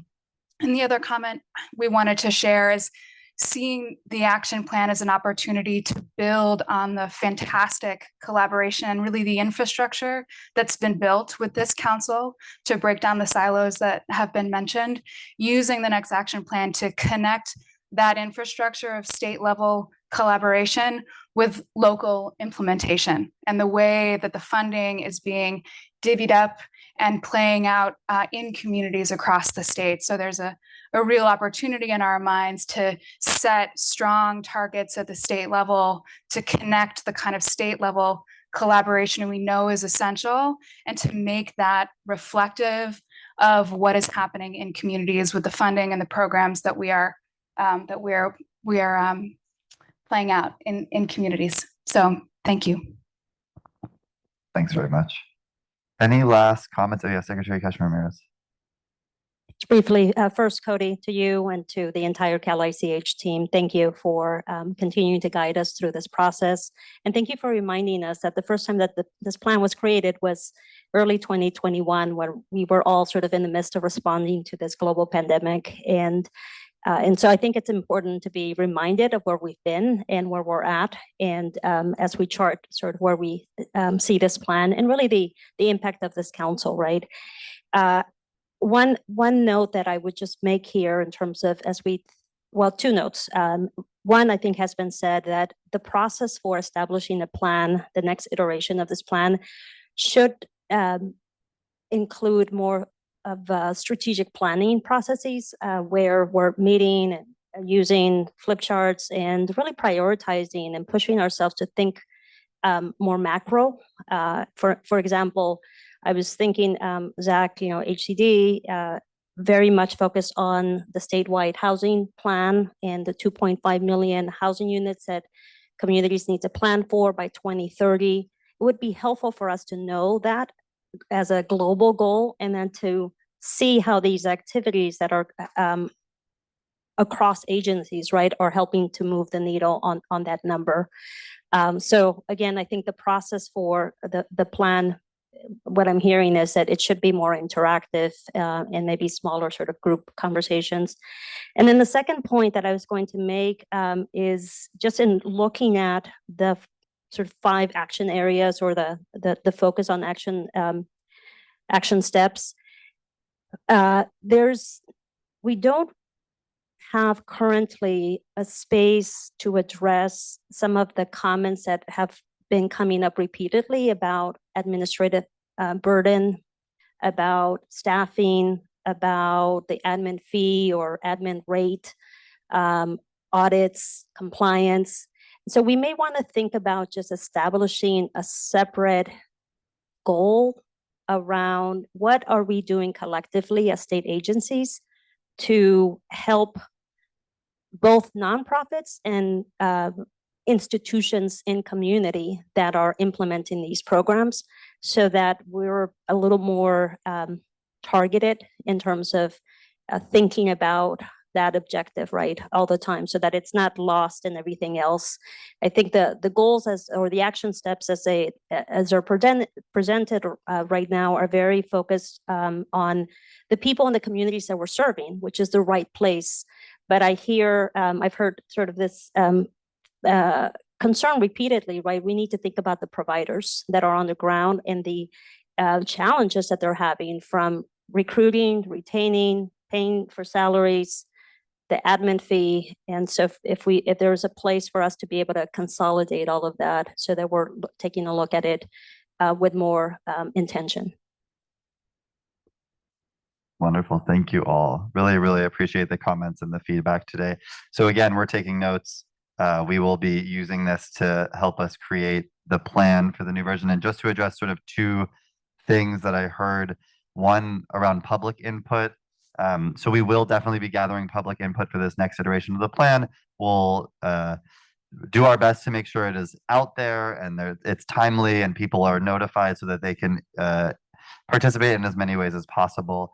And then secondly, around the discussion with the council, right?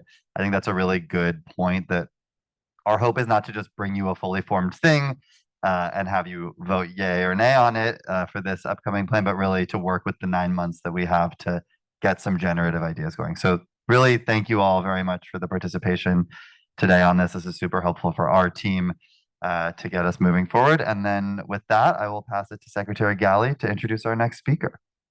Terrific. Thanks, Cody, and echo the thanks to the ICH team and staff for guiding us through. It's really a pleasure to have a chance to introduce Dr. Margot Cashel, who maybe I can say it, all great things start in a pizza shop in Berkeley. Right, Margot? Pre-pandemic, the governor and I were having this interesting conversation about, well, what are the primary root drivers of homelessness? And was it cost and poverty? Was it clinical conditions like behavioral health? We know it's a little bit of a lot of things. And this council is designed to begin addressing those in every systemic way possible. But as a result of that conversation, I ended up in this pizza shop talking with Margot about, and a few other people about, what does it look like for California to actually study this and start answering this question. And I know we talked a little bit about, well, we're just going to confirm some of the things we already know. But I think in the end, it's fair to say that a lot has been learned, that to have this kind of comprehensive look at California's situation with really incredible, thoughtful methods on how to bring to life the experiences of real people across multiple parts of our state, and what their experiences are like and what their histories are like, and what those interviews and assessments mean for policy. I will say, as much as I love the name, I want to acknowledge that people is not all people. The study really did look at adults. We want to recognize that young people, transitional age youth, system involved youth, LGBTQ youth, many other youth have different experiences that aren't captured here. I think that there is always more work to do in the research space and how research connects to policy. But with that brief introduction, I just want to thank you publicly, Margot, for your work as advisory committee member. You were our first ICH meeting. You were one of our featured speakers as well, challenging us to think about the intersection of housing, homelessness, and health. I would like to think even over the course of time since you were here last, we've taken a number of important steps because of leadership around this table to tie that more directly. And this council, I think, is all about that. So without further ado, don't want to take up more of your precious time presenting to this group and hearing the thoughtful questions, comments that I know will come about. Thank you for doing this. To your team. I know, let me just say lastly, that in my prior briefings on this, the emotion and the connection that your team and those who did the interviews had, I think is palpable. And even though it's hard to have that come across on the pages of the study, I know that that was impactful to you and others because the data and the aggregate, the governor often says we don't live in the aggregate. And I think that that's one of the dangers of looking at studies, because you are forced to aggregate it and try to understand it from that high level. But these are really, this is about stories of people who are Californians, and happy that you've been able to help us galvanize and think about it in this way. So with that, thanks for your time.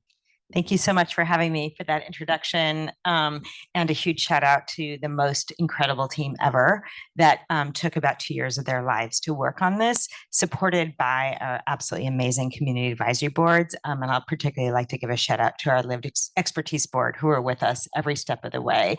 So this is, the origins was in a pizza shop in Berkeley, but it is the largest representative sample of adults in the US since the 1990s, conducted at the request of Cal HHS to answer critical questions about homelessness facing policymakers.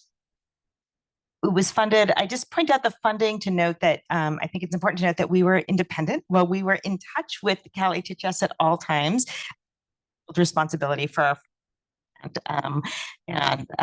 that's it. So we basically constructed this across 8 counties. We obviously could not be in every California, it's a state, but we intentionally 8 counties, happy to get into the weeds, but in order to represent the state as a whole. Our target population was adults 18 or over, and I'll have a few words about that in a second, experiencing homelessness. We chose a number of participants per county based on the size and the composition of homeless populations in each of those counties. We wound up doing 3,200 questionnaires paired with 365 in-depth interviews. We use venue-based sampling supplemented by respondent-driven sampling to find hard-to-find populations. We've weighted the sample, so things like non-response bias, all of that we took care of. And we did this study in English and Spanish, but we used trained interpreters for other languages. And we had these 3 spectacular community advisory boards. Just to call out, this was definitely not about children, but I just want to state that the young adult population is a profoundly different population than other adults. It is known that it is harder to find them using the same methods that we find the other adults. We did not want to exclude them. And in fact, we used respondent-driven sampling to try to really find them so we could tell their story, but we are not claiming in any way that our numbers of young adults that we have represents the enormity of the young adult homeless population. So who experiences adult homelessness in California? So in our sample, 90% were single adults, 25 plus without a minor child, 7% were adults and families, so those adults living with a child, and we had 3% transition age young adults. That adheres pretty much to PIT counts, but we know that PIT counts are inaccurate for young adults. Among single homeless adults, though, it's worth pointing out that 30% had minor children currently, 10%, so these are the adults who are not currently living with their children, 10% had children who were in CPS custody, and that could be related to their homelessness. And a full 8% would have been considered family homelessness, but had children parked with a family member or someplace else. So when we think about who counts as a homeless single adult, many of them are actually parenting actively, but separated from their children because of their homelessness.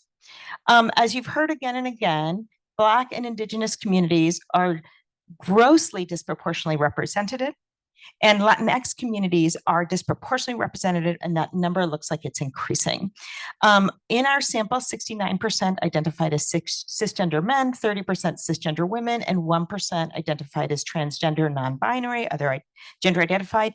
As the age got younger, that percentage went way up. But speaking of age, and this is what we were hearing from Member DeMars, the median age of all participants was 47, with a range of 18, that was our lower bound, to 89. The median age of the single adults, so those 25 and up without a child, was 49. 48% of single homeless adults were 50 plus, 41% of whom had never been homeless, not even for a night, before the age of 50. The median length of current episode of homelessness was nearly 2 years, 22 months, and 1 in 3 participants met, from what we could tell, the federal criteria for chronic homelessness, which, as you know, is both a time span and also having a disabling condition. 90% of participants were last stably housed in California, and 75% were living in the same county where they lost their housing.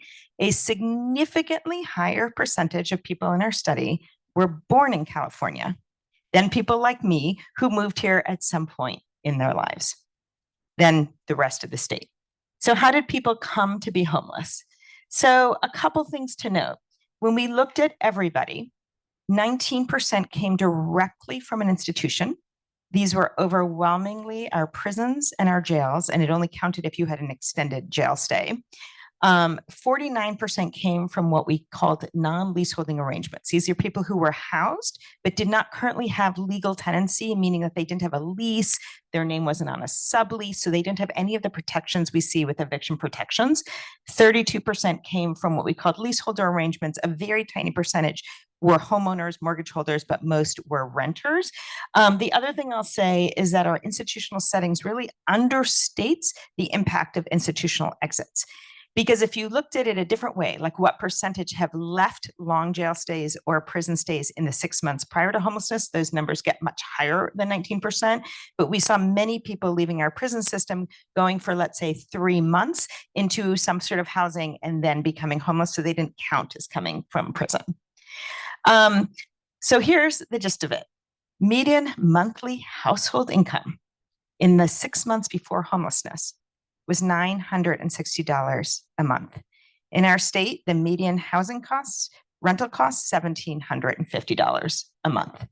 The median monthly housing costs that people were paying was $375 a month. Why was it so low?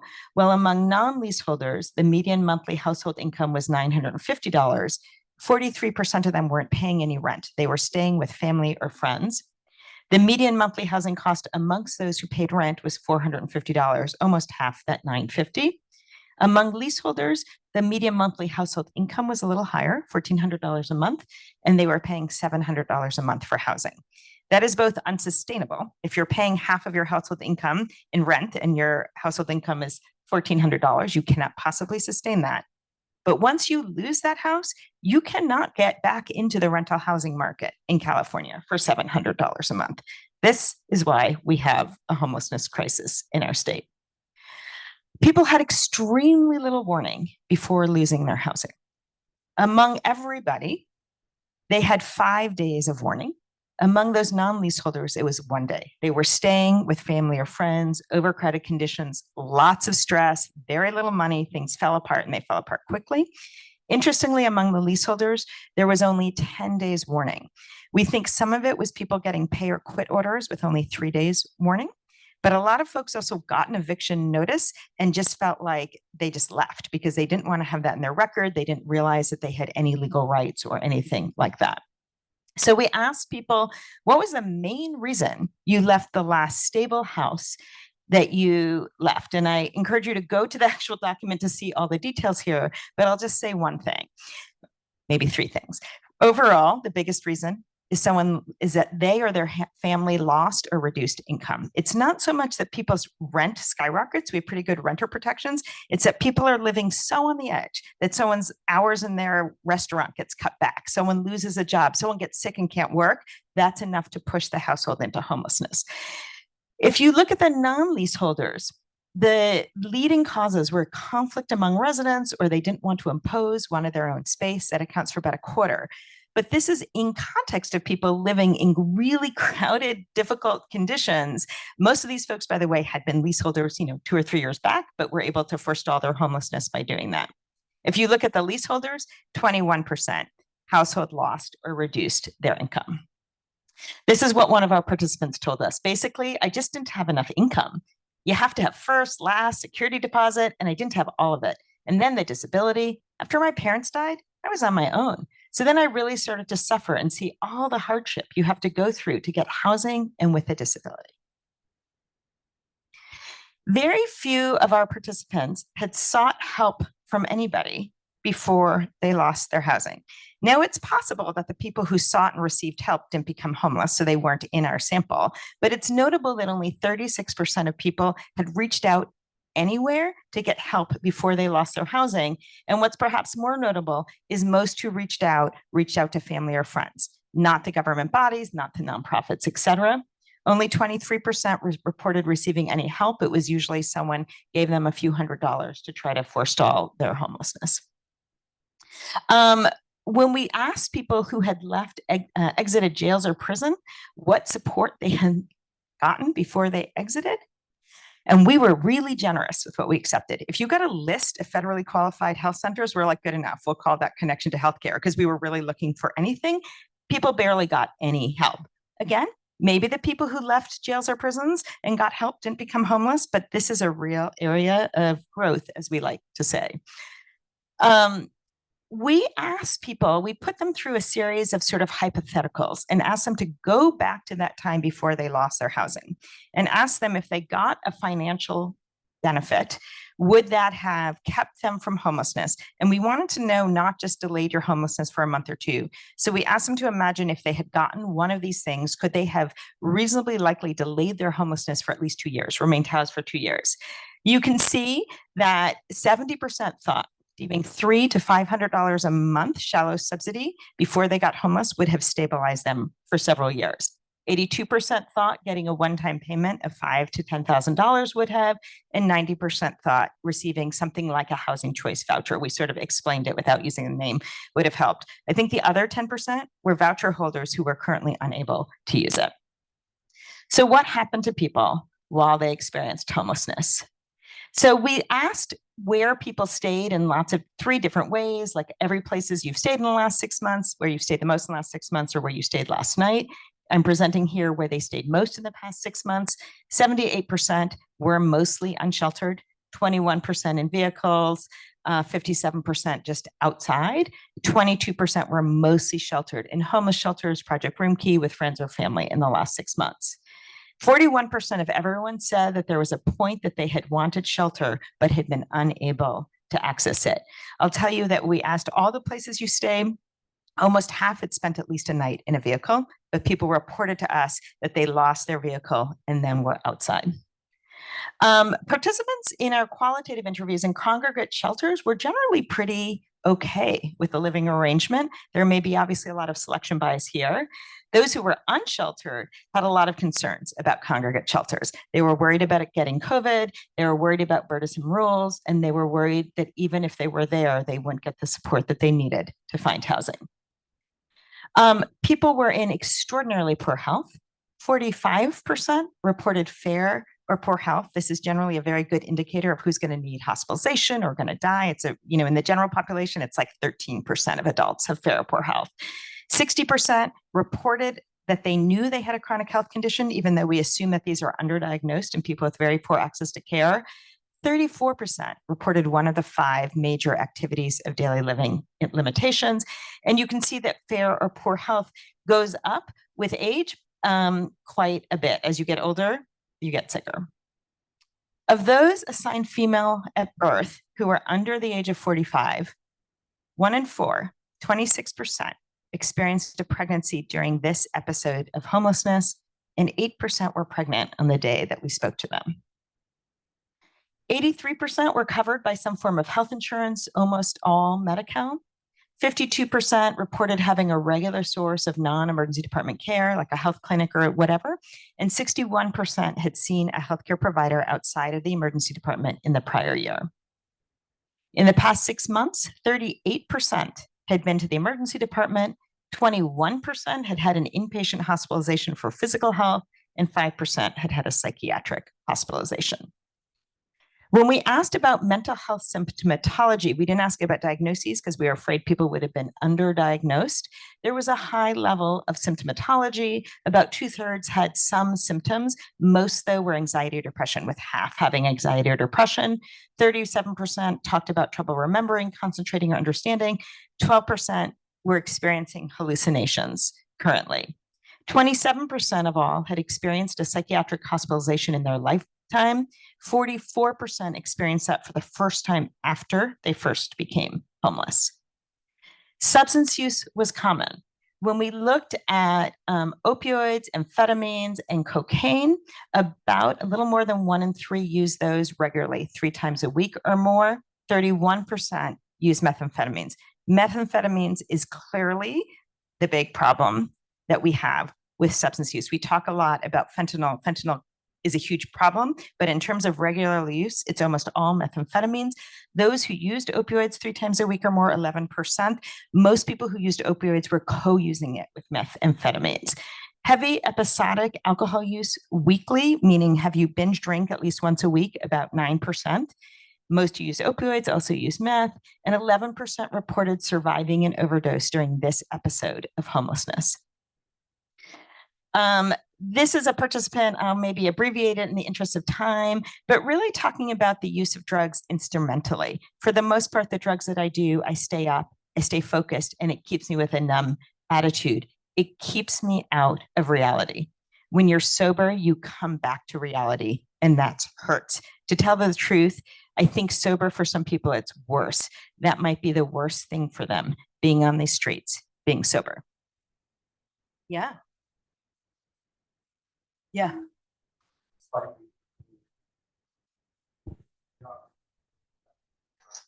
Yeah.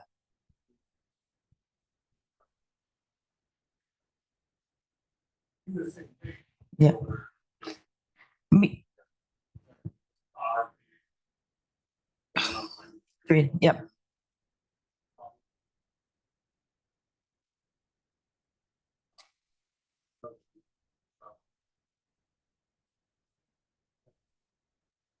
Yeah. Absolutely. I mean, people talked about it as I'm in a situation where I need to be alert all the time. I go to sleep, my stuff gets stolen, I get attacked. I'm hungry all the time. If you had to design a perfect drug for people who need to stay awake all the time and who were hungry all the time, I would design methamphetamines. And people told that again and again and again, using it what we call instrumentally, using it to accomplish a purpose, and that purpose was directly related to their homelessness. Homelessness limits access to behavioral health treatment. 35% of participants who reported current regular illicit drug use or weekly heavy episodic alcohol use reported that they wanted treatment, were seeking treatment, and had been unable to access it. Just going to say that again. 1 in 3, more than 1 in 3 people who had probably the need for substance use treatment wanted it, would accept it, were trying to get it, and were unable to get it.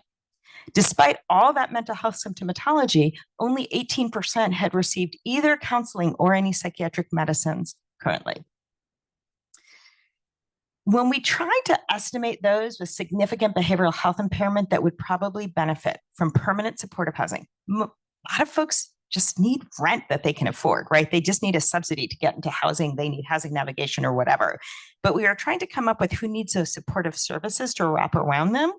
We found that 47% reported either current regular substance use, heavy episodic alcohol use, current hallucinations, or recent psychiatric hospitalization. We were just trying to come up with a universe of people who likely needed significant supportive services. We found incredibly high level of carceral involvement during the current episode of homelessness.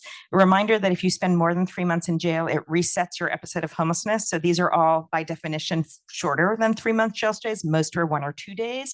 30% had gone to jail during this episode of homelessness. 36%, I'm going to just do a trigger warning here because this is extraordinarily upsetting, but 36% of people experience physical violence during this episode of homelessness, of whom 49% said the perpetrator was a stranger. 10% reported experiencing sexual assault during this episode of homelessness. 54% saying the perpetrator was a stranger. This community, many of them had had much trauma throughout their lives, very high rates of sexual and physical.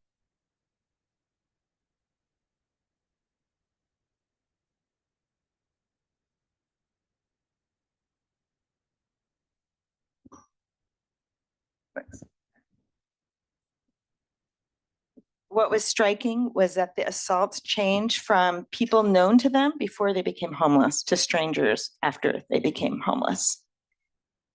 We found lengthy disconnection from workforce, both informal and formal labor markets for many people. Caveat here that we were doing these surveys during COVID, so some of this might be worse than we would have found during non-COVID, but 70% hadn't worked 20 hours a week or more in 2+ years.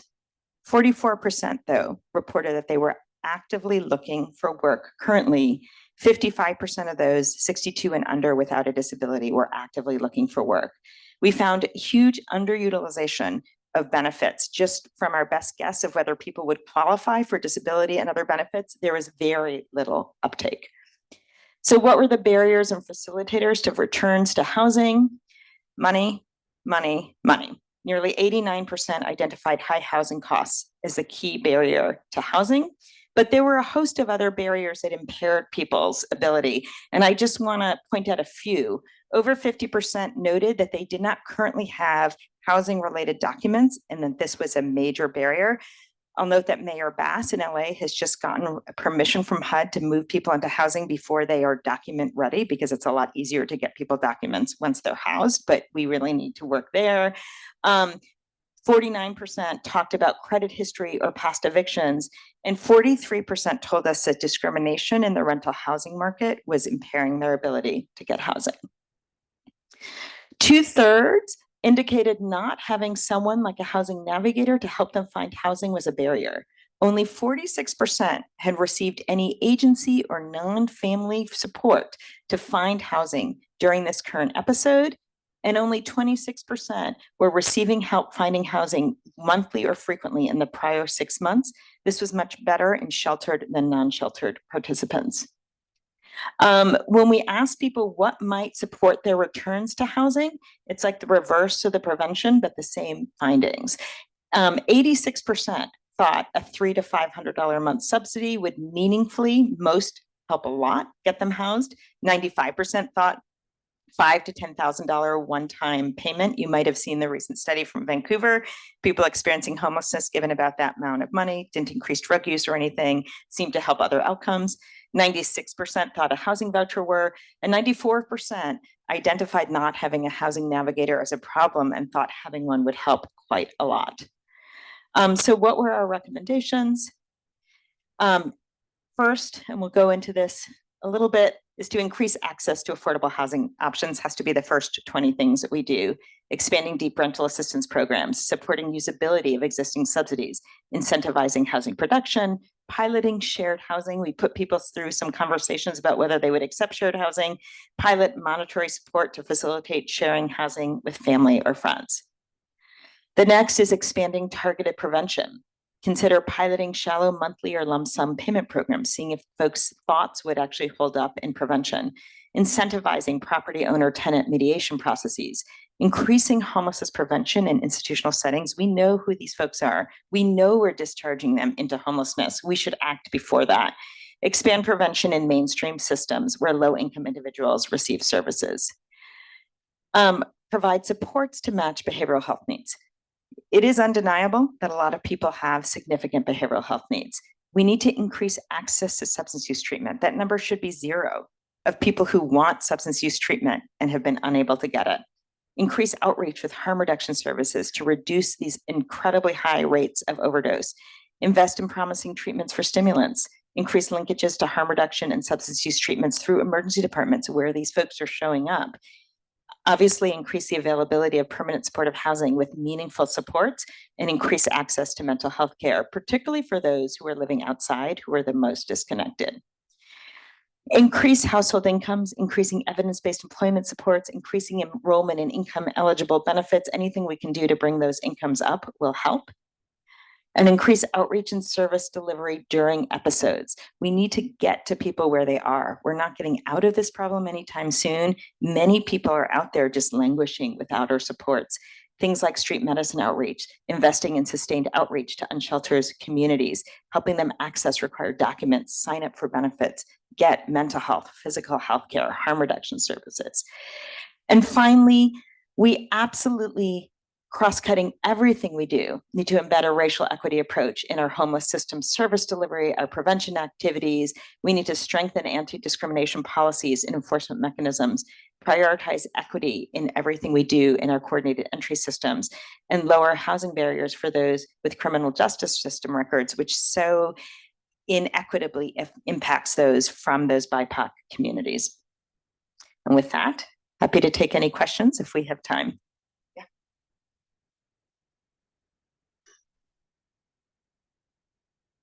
Dr. Cushell, thank you so much. Just wanted to note for the council, Secretary Galley to excuse himself, and so we will continue the conversation.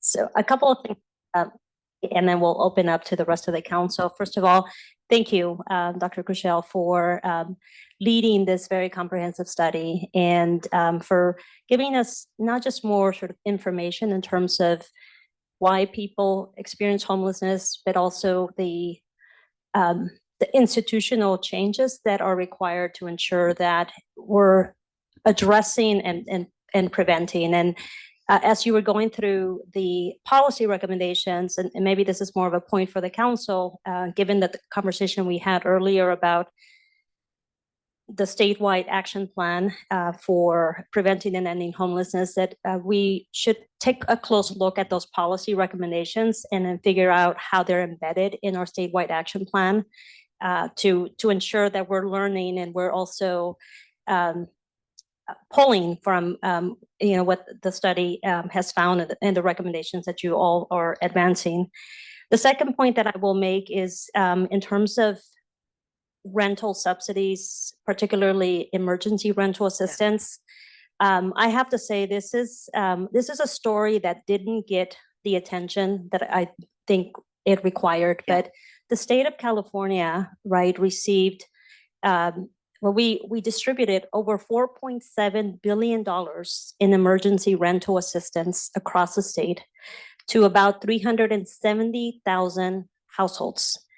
80% being under 30% of AMI or lower. This was a response to the pandemic. This was a response to keeping people housed during this, public health emergency.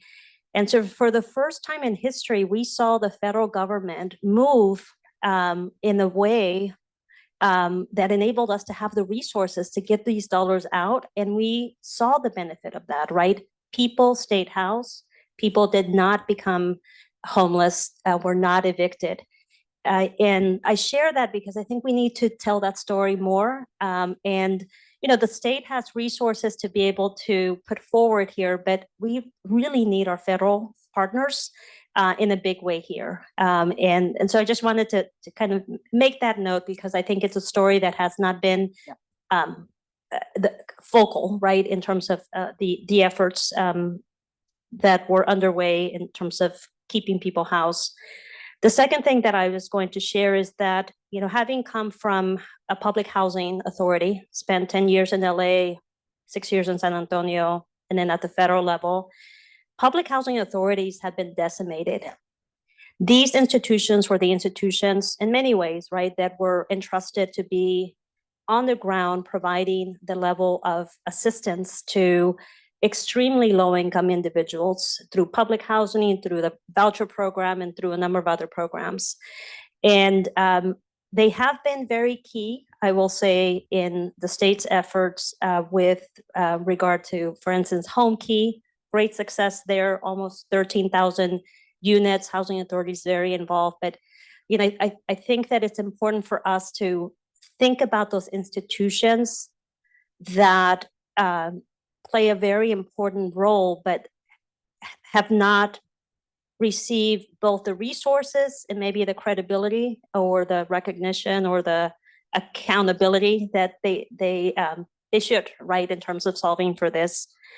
And then just the last piece, and maybe this is my question to you, Dr. Cushel, is around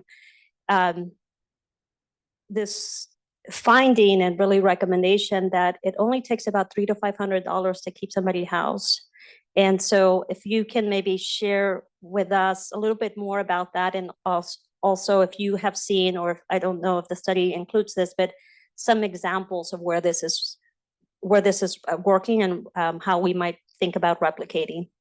Yeah, thank you for that. And I couldn't agree more. I mean, I think one of the things that we as a country have trouble doing is thinking of the counterfactual. At the beginning of the pandemic, we thought homelessness was going to increase by 50, 60, 70%. When it just increased by 10% or whatever, everyone's like, oh, it's terrible, it increased by 10%, but it's harder to see that it could have been so much worse, would have been so much worse had there not been massive federal and state intervention. But it also shows me we can do that, right? It's just a decision, but we need the federal government's partnership to make it happen. And I think that cannot be said enough. I thought the $300 to $500 intervention was really interesting because in some ways people's income were so low and what they were paying was so high. But what people told us in the qualitative interviews was that people were sort of used to living on the edge, and they had this narrative, like, you know, because we asked them, like, would you have stayed in the same place? Would you have moved? And people sort of felt like, even though they had such low incomes and even though rent was so high, that had they had another $500 a month, $400 a month, they could have either provided the support to their family where they were staying with to lessen the stress level to make it all work, or they had some other place that they could have figured out on their own. I was surprised to see how many people thought that that would have been enough, but it seems like it's worth trying. This is people's best estimation, right? We don't know if it's true or not. We are evaluating a similar intervention in Oakland, although a little bit of a higher amount. And it's a little hard to tell if it's working, but it also, there's going to be variability throughout the state, right? There's lots of areas of the state with lower housing costs than our most high cost regions, which Oakland is now in.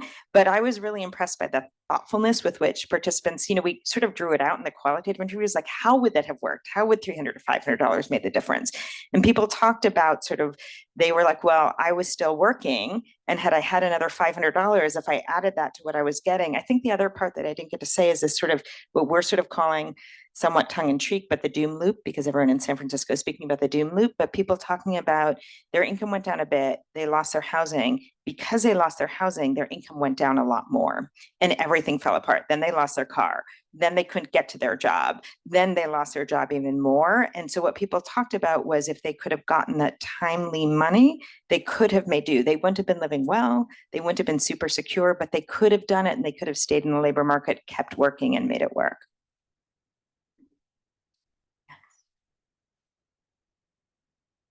Thank you so much. I look forward to reading the full report. This was amazing.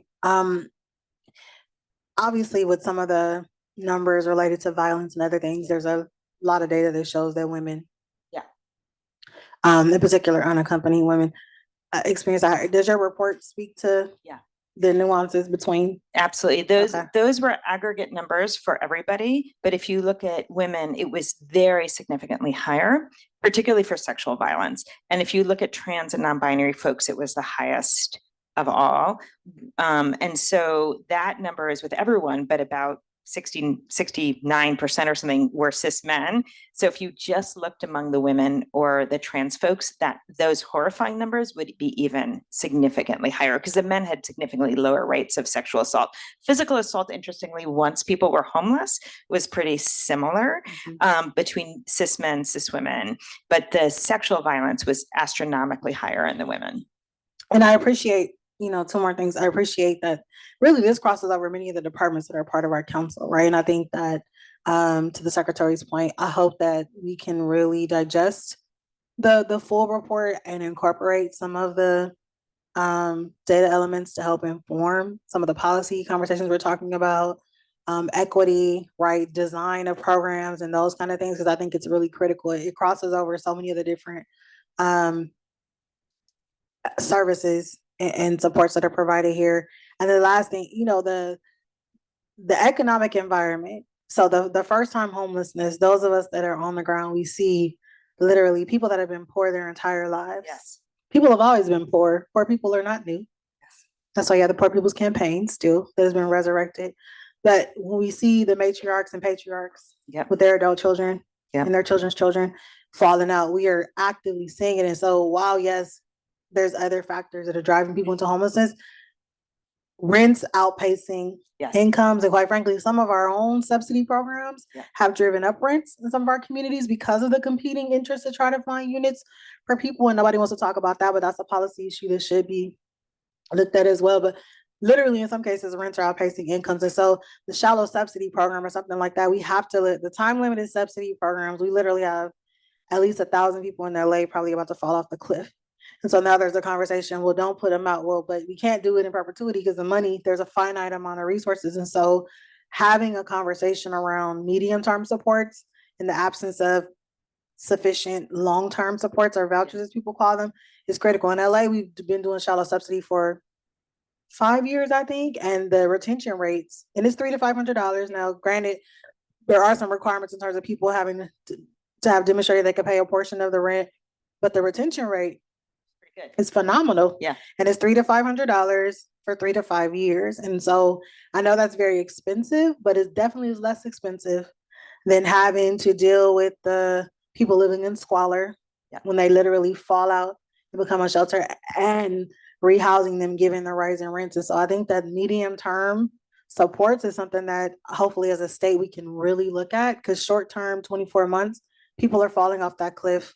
There's no other subsidy attached, and we're seeing people now literally cycling in and out. And I think as a state, we should be very alarmed when all of the data is showing us this and other reports, that there's so many people that have never experienced homelessness before showing up at our social service offices, showing up at our access centers. And I think that, we talk about prevention, but it kind of gets left out just because we are in a crisis with all the people that are actively living outdoors. But I'm hoping that in our next plan, we can really focus and focus our resources and our policies to prevent people, because those programs are inadequate across the state for the number of people that are showing up now in crisis. Absolutely. Dr. Tiana Moore is just texting me to answer your question about the sexual violence. 16% of women and 35% of trans folks had experienced sexual violence during this episode, and could not agree more about your statements about what will happen when those short-term subsidies go away.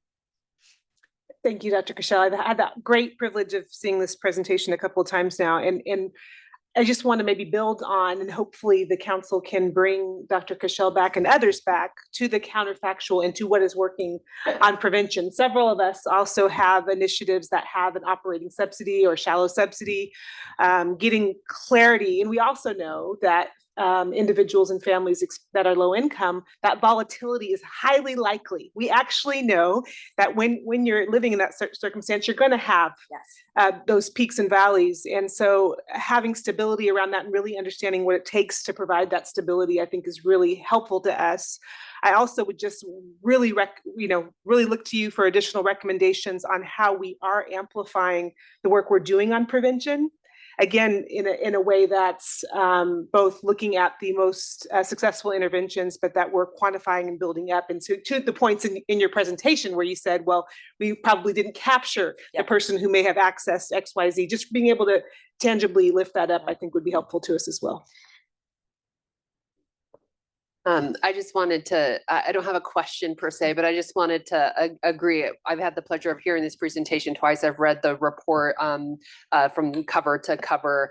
And I just wanted to let you know that the Department of Healthcare Services, and I was mentioning this earlier to a colleague, but we've had multiple times in the last, since it's been report, it's being referenced in all of our documents coming up, whether it's our justice initiative or our behavioral health work we're doing. We even have been using it in tweaks to our rate setting for community supports, to be honest with you. So just really wanted to applaud the work that you've done here. It has been fully embedded at our department, and we just think it's a great tool. It's tangible. It's so easy for us to use, and we've really appreciated the report, and we'll continue to reference it and use it in our daily work. So wanted to just say thank you. Thank you so much, and really huge kudos to my whole team. I should say we are putting out a series of reports coming out pretty much monthly where we're going to do deeper dives on issues because we have so much more data than we were able to get out. We're also, Tiana might have my head if I say it, we're sort of taking requests. We have a schedule for the next few months, but if there are things that would be actionable, sorry, Tiana, but if you have things that would be actionable, let me know and we can try to incorporate that as well, because we obviously want it to be useful. Thank you. Amazing presentation. And I grew up in San Francisco, and so I've just seen how things have changed over time. And so there's an irony here. It's almost as if when a place becomes, when there's more prosperity, it ends up resulting in more homelessness. Yes. And I was just looking at the New York Times comparing California to other states like West Virginia, where the average housing cost is so low, even though there's a tremendous amount of poverty, the amount of homelessness is really low. Yes. Are you seeing any places that have prosperity but have been able to address the homelessness and low-income areas that haven't been able to? It's sort of the opposite. So thanks. I mean, I think the point is well taken, that if you look at where homelessness is high tracks. It's like my epi mind loves like a straight sort of line. It's like a really good line directly. Housing costs are higher, particularly the shortage of housing for extremely low-income households is absolutely correlated with how much homelessness there is. What is not correlated is the amount of substance use or mental health in a community. And in fact, states without prosperity tend to have higher rates of mental health and substance use problems. They have much lower rates of homelessness because it's all about the housing, and specifically the housing for lowest income renters. I think this creates a national, it sort of led to this division because where are prosperous states, sort of quote unquote blue states, where there's a big knowledge economy, lots of people want to live. Everyone's obsessed with homeless people moving to California. It is, by the way, every state and every city thinks that people experiencing homelessness move to them. It's like the Lake Wobegon phenomenon. It's actually a little ridiculous that you would think that someone would lose their housing and they would come to the single most expensive housing market in the country. Like, why would they do that? Like, it doesn't even make sense, right? And it isn't true, but everyone thinks it. We're not the only one who thinks it. But what is true is a lot of people moved to California and we didn't create housing. And that really helped drive up our housing costs and we fell behind. We are making progress. I think it's worth noting. I used to always say we were the second worst state in the nation behind our friends in Nevada. They have 17 units of housing affordable and available for every 100 extremely low-income household. A few years ago, we had 21 units. We're up to 24 units.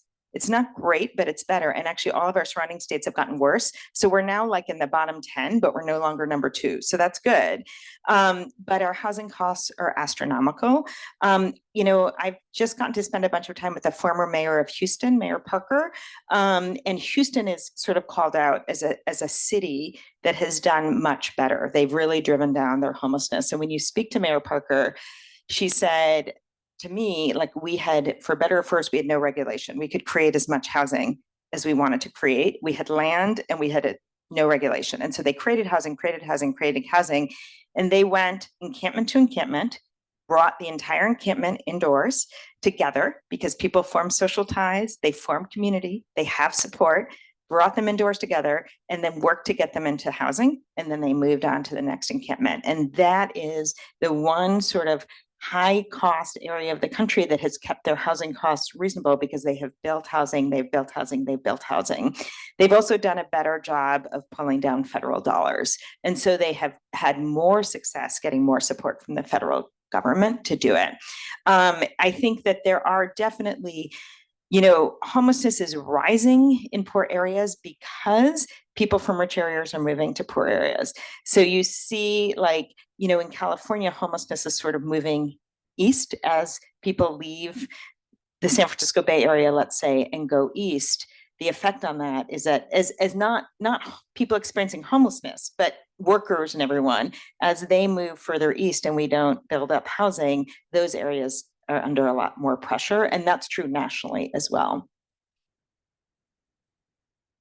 Thank you. Thank you for sharing. I'm with the California Department of Education, and what you just said resonated. I live in the East Bay area, and so we do see that effect of people moving from San Francisco to Oakland, Hayward, and all that. I think that one of the things I found interesting in your research study was that, if I wrote it down or remembered it correctly, you stated that, I believe it was the age of 50 and older, that was their first time being unhoused. So I found that interesting just because we know that there are children right now who don't have shelter. And so I think I did hear you state that you all didn't look at the K-12 population. So one of my colleagues at the department, she's over the data division. They're actually publishing a report. So I would like to send it to the council members, including you, so you can take a look at it and see what correlations. I do want to echo that I believe that we should really be looking at the younger populations as well. What we're trying to do in our division is support our local educational agencies with identifying children who do not have shelter. And we know it is tough because the youngsters see it as a stigma. And so a lot of times they don't identify. So if anybody has ideas on what we can do to support our LEAs with, reducing that stigma so we can get the support, that would be greatly welcomed. And I think the last thing I'll share is just a story. When I was a principal, we had a parent who didn't have housing and she wanted to stay at our school, and we struggled because we didn't have the resources. So as one of the secretaries stated today, this collaboration can hopefully build into that, because we know schools are our hubs in our community. And so how do we really invest in that? But thank you for the information. Thank you so much. And as I said, a lot of, homeless families really don't want to be found because there is a real incredible fear that if they're found, their children will be removed from those households. And then, as we said, a lot of the people who get read as single homeless adults are not. They are actively parenting adults, but, kid is with auntie or with someone temporarily while mom is someplace else. And what does that do to that child who is separated from their parent? But I also think so much family homelessness shows up in people being double, triple, quadrupled up and doing anything they possibly can to avoid. And it's a much harder group to find because they have a very serious risk of the kids being taken away. Hi, Lindsay Sin, Secretary for the California Department of Veterans Affairs. I just want to thank you and your team for this great study. I think a lot of this data is illuminating. Some of it's new information as we at the department study the issue of veterans and being unhoused and experiencing homelessness. But some of it resonates, including knowing that the population you looked at tended to be of extremely low income. And that has been the same experience that we've seen throughout the populations that we try to house through our programs. That said, there is pushback sometimes about not being able to find individuals who fit into that income qualifier. And then perhaps the answer is using better housing navigators to make sure that when we do get the opportunity to find an individual who can be housed regardless of income level, that they're able to be placed appropriately. But I think that also leads to some of what Councilmember McGee was saying and others, which is that there is an absence in the study of looking at families. And in our experience, depending on who is the adult who happens to be unhoused, depending on gender, that might indicate whether or not they have minor children in their care.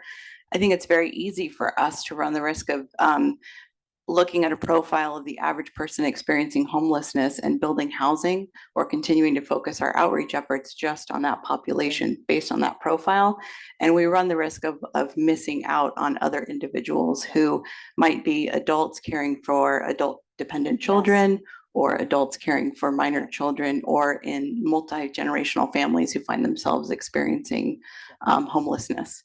So if I had any request from your great study and from future kind of efforts, I would say certainly it's the people that may have been left out of the study, folks that may be, like you said, couch surfing, living in multi-generational households and just trying to make it work, but very much on the cusp of experiencing homelessness or kind of caring for many dependents.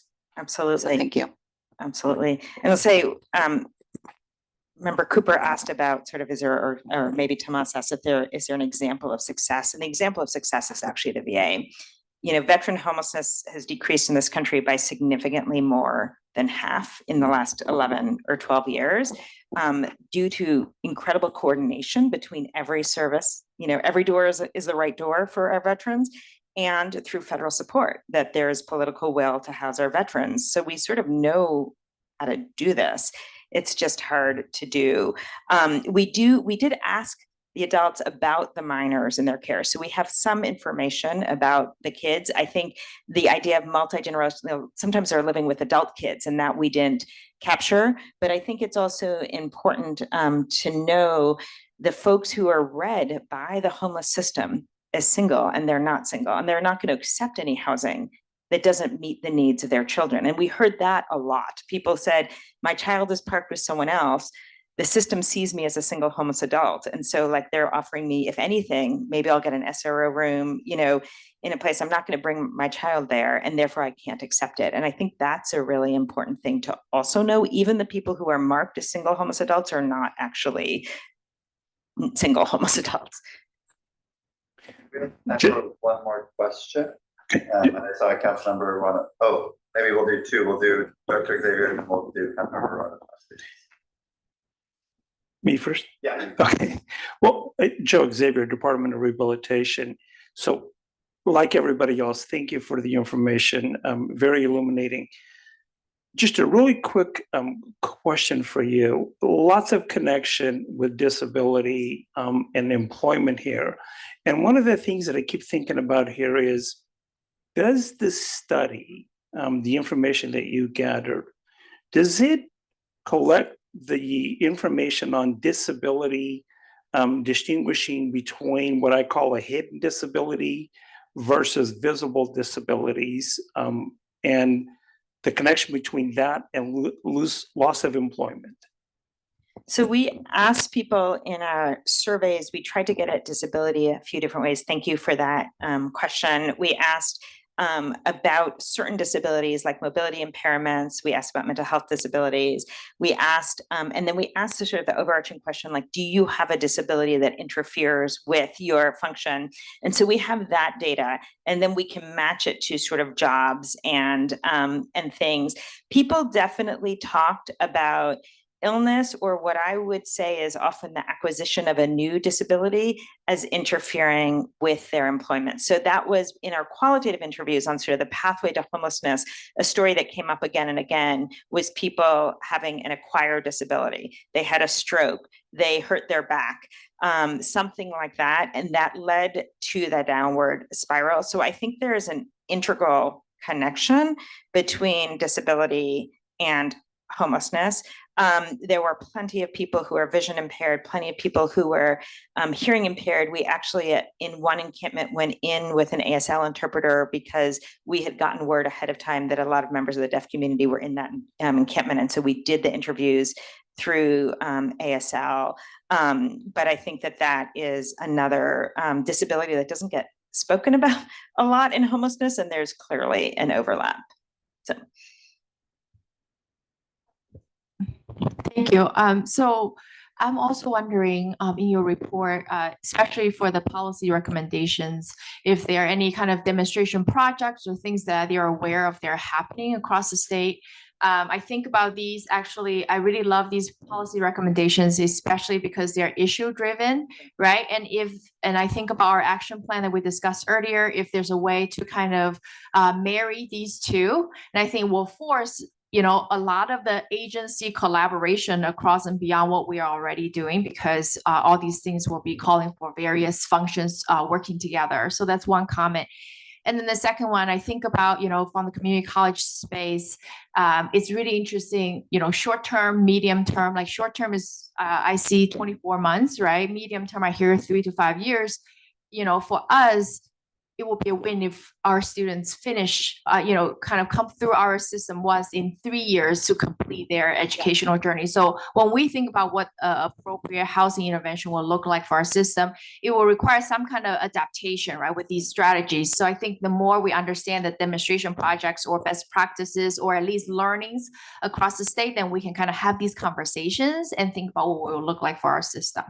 And I think, for young adults, for instance, so first of all, my son is a recent finished community college and transferred to a four-year college, and I cannot love the community college system more than could possibly be named. So just a quick shout out to the community college system. So thank you. But I will also say that, I spoke about young adults. We know that they don't show up in point in time counts. We know that they didn't show up in our study. We did some respondent driven sampling. They're super hard to find. We know that student homelessness in our community college system and our CSUs is sort of through the roof, but they don't show up. Those can be intervention points. Sort of thinking about the VA success of screening and intervening at every touch point. You should only screen probably if you have something you can do about it, but it could be a point where those young people may be showing up and we could meet their needs. One of the many places. Dr. Kushel, thank you. Thank you so much for joining us.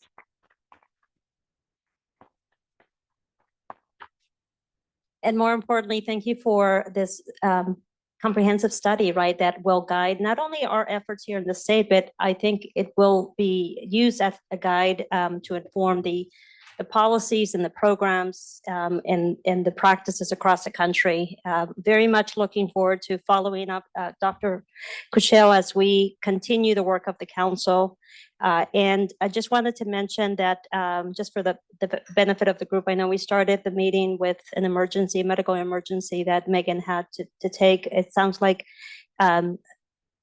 things are getting better. We'll hopefully have positive news at some point. I do want to invite our Deputy Secretary for Homelessness, Dakshika Wikrama, to lead in the introduction of this federal partnership that we have with USICH under the All Inside initiative. Dakshika, Corinne, and several other members of our team have been working closely with Helene and Maxie, who has recently joined us. And so I'll turn it over to you, Dakshika, to set it up and then turn it over to our federal partners. Thank you. Thank you. Thank you, Secretary. And I'll keep my intro short because I know we are running short on time. Helene Schneider, Senior Regional Advisor from the United States Interagency Council on Homelessness. You've seen her before. She's almost like an honorary member of this council. She was here with some updates from the federal level.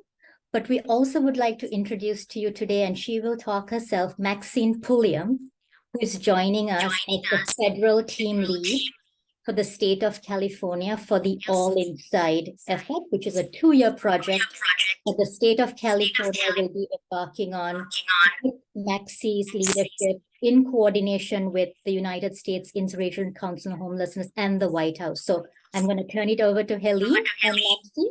Thank you, guys. Thanks, Dakshika. And I'm going to very briefly just say hello. In your staff packet, there is some federal updates, some links in there, so feel free to look at that. On the big picture of USICH and all the things we do in partnership with CalICH. Secretary Castro Ramirez, we have 19 federal agencies, you have 18 state agencies. I think that was the question you were thinking of earlier, way back. But I just want to turn it over to Maxine. Really appreciate having her on the team. We've been thrilled to have her at USICH, and you get to have her in person. So I'll just leave it to you, Maxine. It's all yours. Thank you, Dakshika. Thank you, Helene. Thank you, Secretary Casa Ramirez, of course, Secretary Gali, who I know had to step out. I want to also thank Cal ICH and all of the council for having me today. Thank you for your hospitality. As a lifelong Californian, it is a true honor to be here. As they both said, my name is Maxine Pulliam. You'll also hear me referred as Maxie. That's also my nickname. So sometimes you'll hear both. And I'm your federal team lead for the state of California for the All Inside Initiative. The All Inside Initiative is an initiative that is supported by the White House Domestic Policy Council and the United States Interagency Council on Homelessness. It is, in my own words, an intentional and unprecedented partnership between the federal government and the state of California to combat unsheltered homelessness together. But before I get ahead of myself and provide more details about the initiative, I'm going to give you a landscape of where we are right now with All Inside. So aside from the state of California, some of the other communities we also have with All Inside are Seattle, Chicago, Dallas, Phoenix, and Los Angeles. There's one federal team lead who's assigned to each community. 2 of them are from HUD, 2 of them are from HHS. We're waiting for one to be assigned to Los Angeles, and then you have me. I am from the U.S. Department of Veterans Affairs Homeless Programs Office. So I did thank Dr. Cashel for the shout out. And I am from Los Angeles. I have the great fortune of having Helene by my side as my advisor from USICH. And just the tiny bit about me, I know we're running short of time. I actually grew up in San Francisco, so I loved a lot of the talk about San Francisco. I was born and raised there. My father was a Green Beret veteran. He served numerous times in Vietnam. My mother is an immigrant from Manila, Philippines. So I consider myself a first-generation Filipina Californian American. And growing up, I used to visit my father at the Presidio of San Francisco, which at the time was an Army base. And even at 4 years old, I remember walking around the base and I would see the soldiers and they would walk with dignity. They really had pride, and you can feel their sense of purpose. The reverence was palpable. And fast forward to when I was around 20 years old, I wanted to explore the field of social work. So I took an internship at the St. Anthony Foundation, which is in the Tenderloin district of San Francisco. And it was there that I learned, at the time at least, 1 in 3 individuals experiencing homelessness was a veteran. This confused me and it frustrated me because it was the exact opposite of what I had been exposed to as a toddler, with veterans standing and walking with dignity, hope, and purpose. And I knew I wanted to be part of the solution. So I ended up earning my master's degree in social work with a concentration in military social work. I earned my license in clinical social work from the California Board of Behavioral Sciences. And I had the great privilege of working at VA, starting as a frontline social worker with our grant and per diem transitional housing programs, and then worked into leadership roles with VA's Supportive Services for Veteran Families program. And I will pause and say I helped lead the inaugural national rollout of our shallow subsidies. There's so many S's of our shallow subsidies program, and I take great pride in being a part of that. Most recently, I came from VA suicide prevention before entering this role in All Inside. So what I'm here to say is I'm just so excited and honored to work with you all in the state of California, as well as the White House Domestic Policy Council, USICH, our 19 federal partner agencies, to bring back dignity, hope, and purpose to our unsheltered communities. I want to give you a sneak peek of some of the things that we will be working on for the next 2 years for All Inside. We'll be taking a people-based approach, focusing primarily on veterans, older adults, and youth. We'll have TA across a range of areas, including assisting with Medicaid reimbursements and waivers, especially for older adults. We'll be supporting effective delivery of services across VA locations and providing engagement with and resources for youth and young adults experiencing homelessness. We will remove barriers, create regulatory flexibilities, and improve coordination by maximizing federal resources, including project-based vouchers, and benefits, including SSI, SSDI, and SSR. We'll also reduce documentation for VA programs, and will support the coordination of excess state properties, local surplus properties, and federal properties for housing development. We'll ensure people can use existing resources by expediting application processes and reducing paperwork to obtain Social Security cards, and will strengthen outcomes by supporting local efforts across the state to advance the priorities I just mentioned. So I hope that you'll keep in touch. May you advance the thank you just to that last side. Please keep in touch. This is my contact information. Please use me as your liaison, your coordinator, your conduit to the federal partners. Really, I just want to encourage you for any of the activities that you have for your All Inside Action, Cal ICH action plan. They all sound the same after a while. For your action plan, any of those activities that your teams will be tackling, please don't hesitate to see if All Inside could be used to advance your efforts. Like I said, we have access to our 19 federal partner agencies for anything you need as it pertains to disasters, education, healthcare, anything under the sun. Our motto that we've come up with so far is the worst thing we'll hear is no. Maybe some delays, but the worst thing we'll hear is no. So please feel free to keep in touch, and I look forward to our work together. Thank you.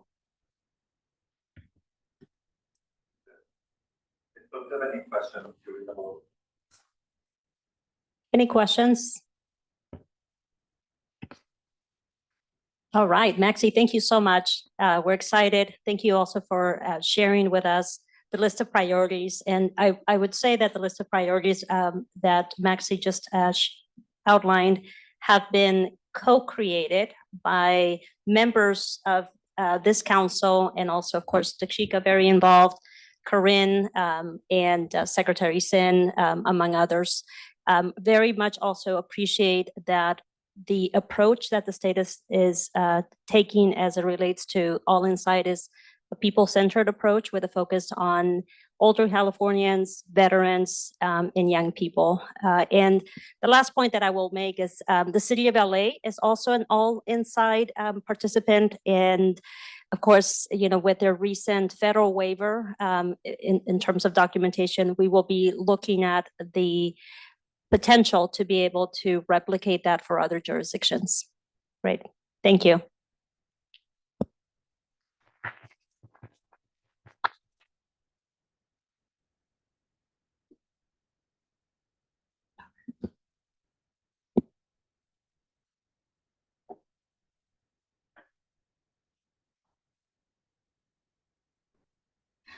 We are on agenda item 9, general public comment.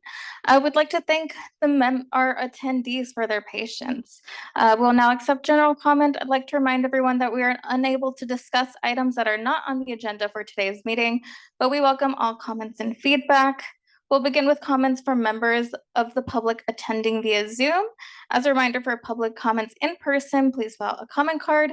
If you're connected through Zoom, please select the raised hand icon in the meeting window of your computer, and we will unmute you. For those joining us by telephone, you may press *9, and you'll have 2 minutes to make your comment. We do have a few speakers via Zoom. Can we get a timer up on the screen?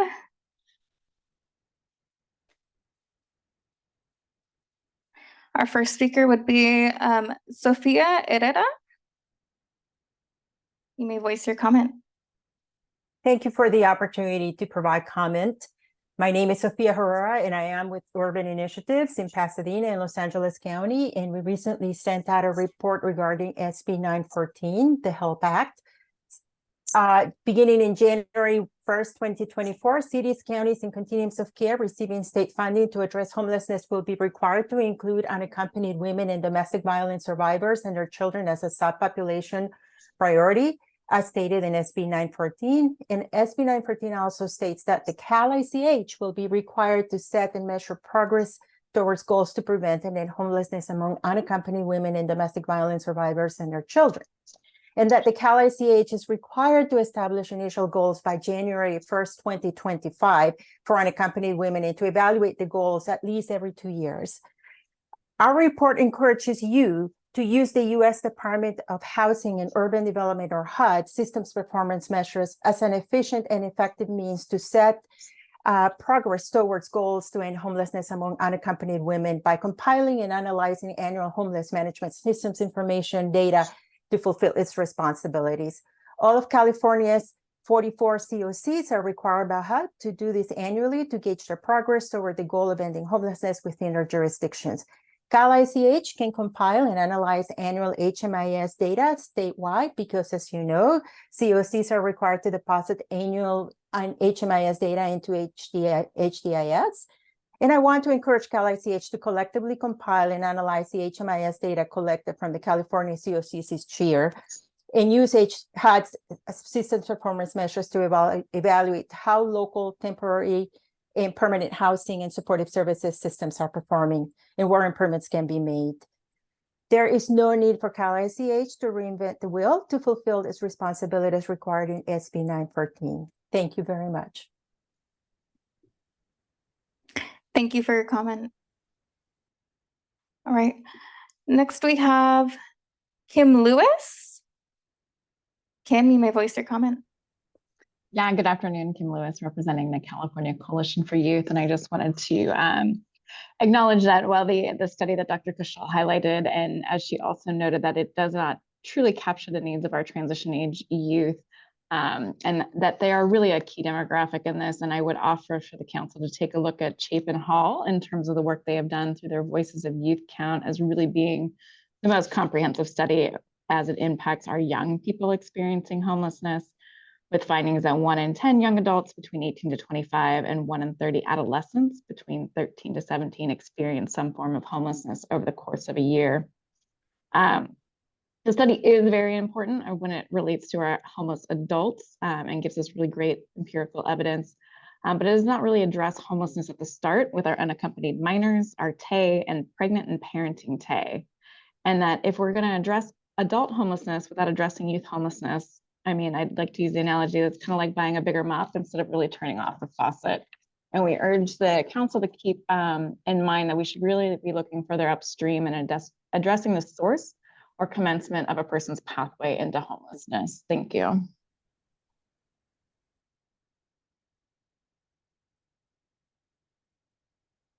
Thank you for your comment. All right, we have one more hand raised. Reba Stevens. Reba, you may voice your comment. Yes, good afternoon, everyone. Thank you very much. Dr. Kushel, your report is just awesome. And looking forward, your presentation today, I'm looking forward to reading the form. There were a couple of things that stood out to me. One of them was around the increase in access to substance. And the second one was the street medicine in South Los Angeles. I'm really moved by that. But there was something that I'm compelled to uplift as we're ending this meeting today, and it was Council Member Lewis, who talked about the majority of people that are working in perhaps her agency or in South Los Angeles that are Black or people of color. But then she went on to say that how people who are serving our unhoused neighbors are unhoused themselves, are experiencing housing insecurity. And I'm hoping, very hopeful that each and every one of you will remember that statement that was made, because it's a concern for them as well as for those that they're serving, and it's unfair. So I truly hope that that is something that this council will take to heart. So thank you very much. Thank you for your comment. All right, I see no more hands raised on Zoom. Do you have any comments in person? Thank you. So if there's no more comments, I'll turn it back to Cody for some final remarks.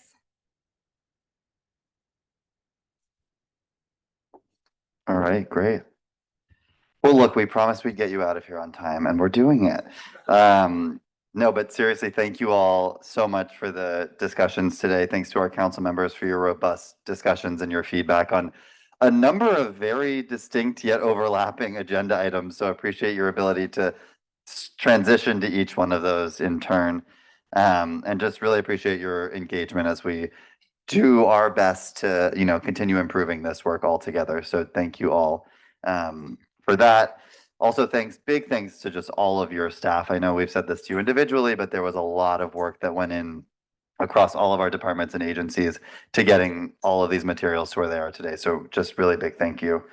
I also want to thank Roxanne Wilson and Ludmilla Bade for their presentation and representing the advisory committee here today, and taking their time to come hear your all's thoughts on their recommendations, as well as Dr.